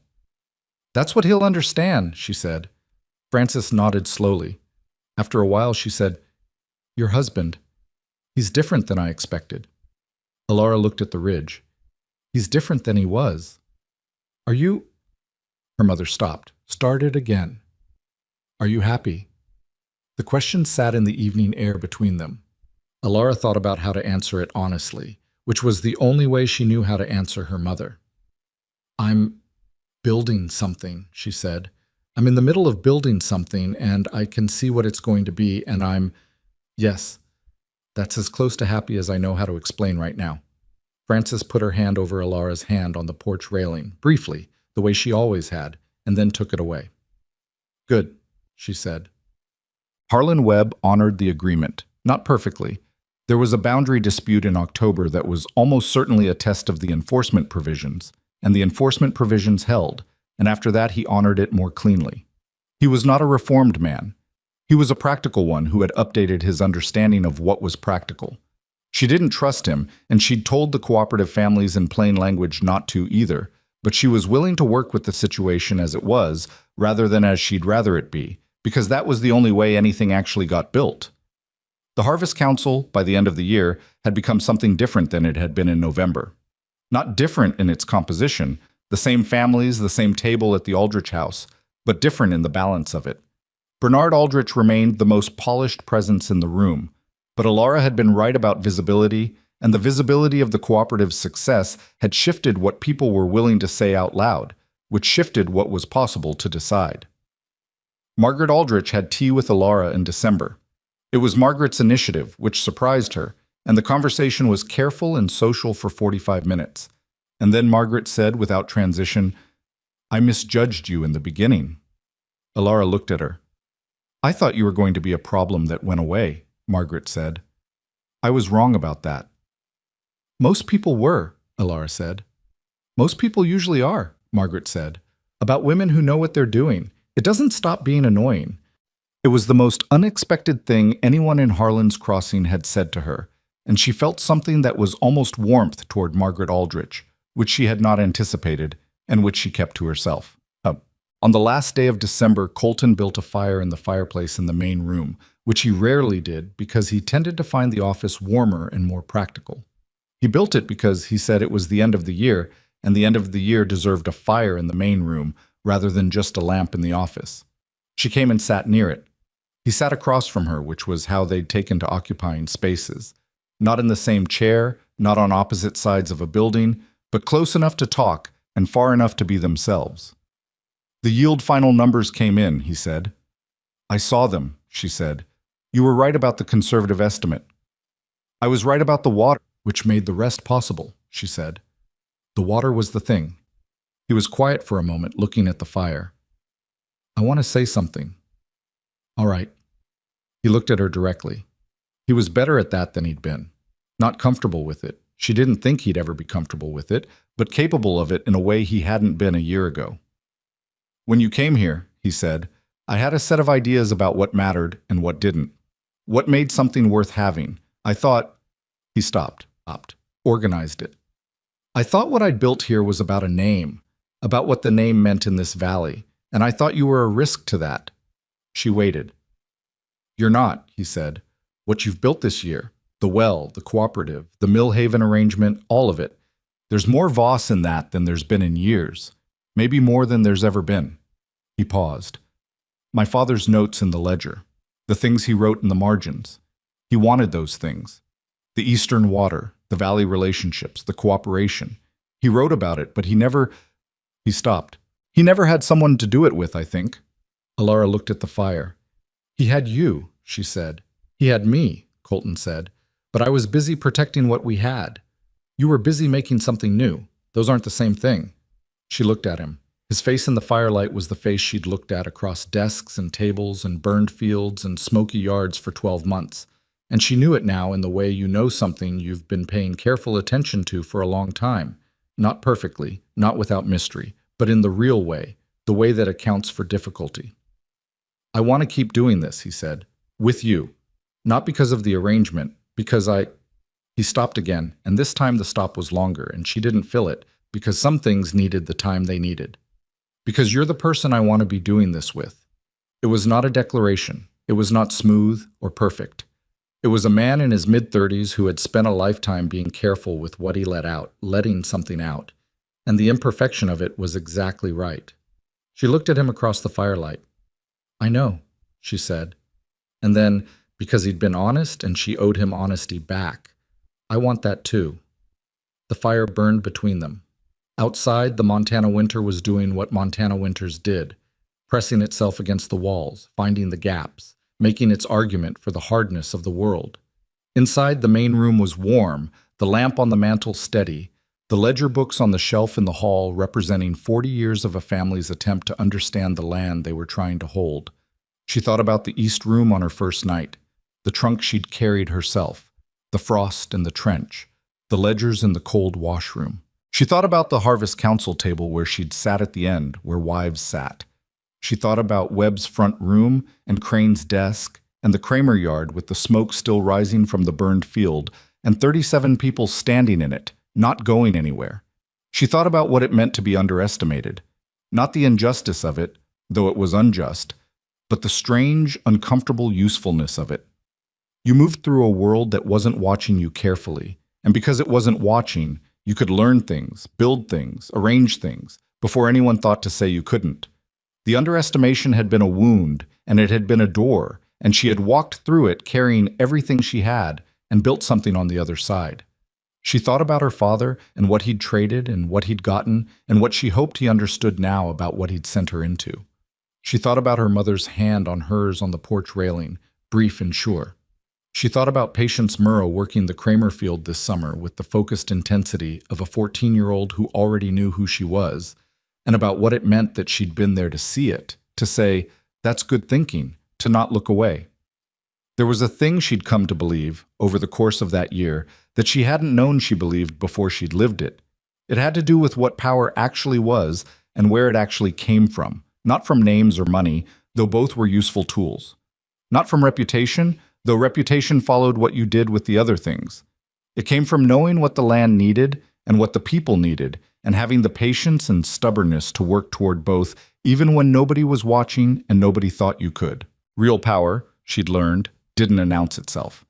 It showed up when the well came in, when the fire stopped at the cleared line, when a man who'd been applying pressure for 2 years sat across the desk and asked what you wanted, when 37 people signed a document with their names and then stayed to help each other, not because they had to, but because they'd spent a winter learning that staying was worth more than leaving. That was the thing she'd built. Not a legacy in the name and reputation sense that Colton had been afraid of losing. Something more durable, a way of operating in the world that accounted for more people than just herself, that treated the valley as a thing to be sustained rather than consumed, that said, what we build together survives what none of us could survive alone. It was not finished. She knew it was not finished. The agreement with Webb would need watching. The cooperative would face seasons that tested it in ways she hadn't anticipated yet. The Millhaven Central relationship would have requirements. Patience Murrow would grow into something that would probably require more of Alara than she'd planned to give. The valley would keep being the valley. Hard soil, unpredictable water, winters that came early and stayed long, and people trying to make something from all of that. She was not afraid of the unfinished part. She was, if anything, more alive in it than she'd been anywhere else. The fire settled in the grate, a log shifting, sending up a brief brightness. Colton looked at it, and then back at her, and he didn't say anything else. And she didn't say anything else. And the room held them in the particular warmth of people who have worked hard to get somewhere and are, for a moment, exactly where they meant to be. Outside, the valley kept its winter silence. Inside, in the ledger books on the hall shelf, the 4th volume now contained new handwriting alongside the old. Her calculations, her notations, her questions worked through in the margins the same way Gerald Voss had worked through his, the same impulse, 40 years apart, to think out loud on paper about a piece of land that asked everything and gave nothing easily and was worth every hard thing it cost.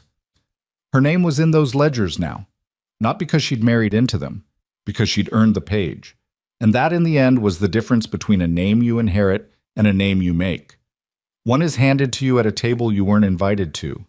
The other, you write yourself, in your own hand, on a page you weren't supposed to reach. Alara Voss had reached the page.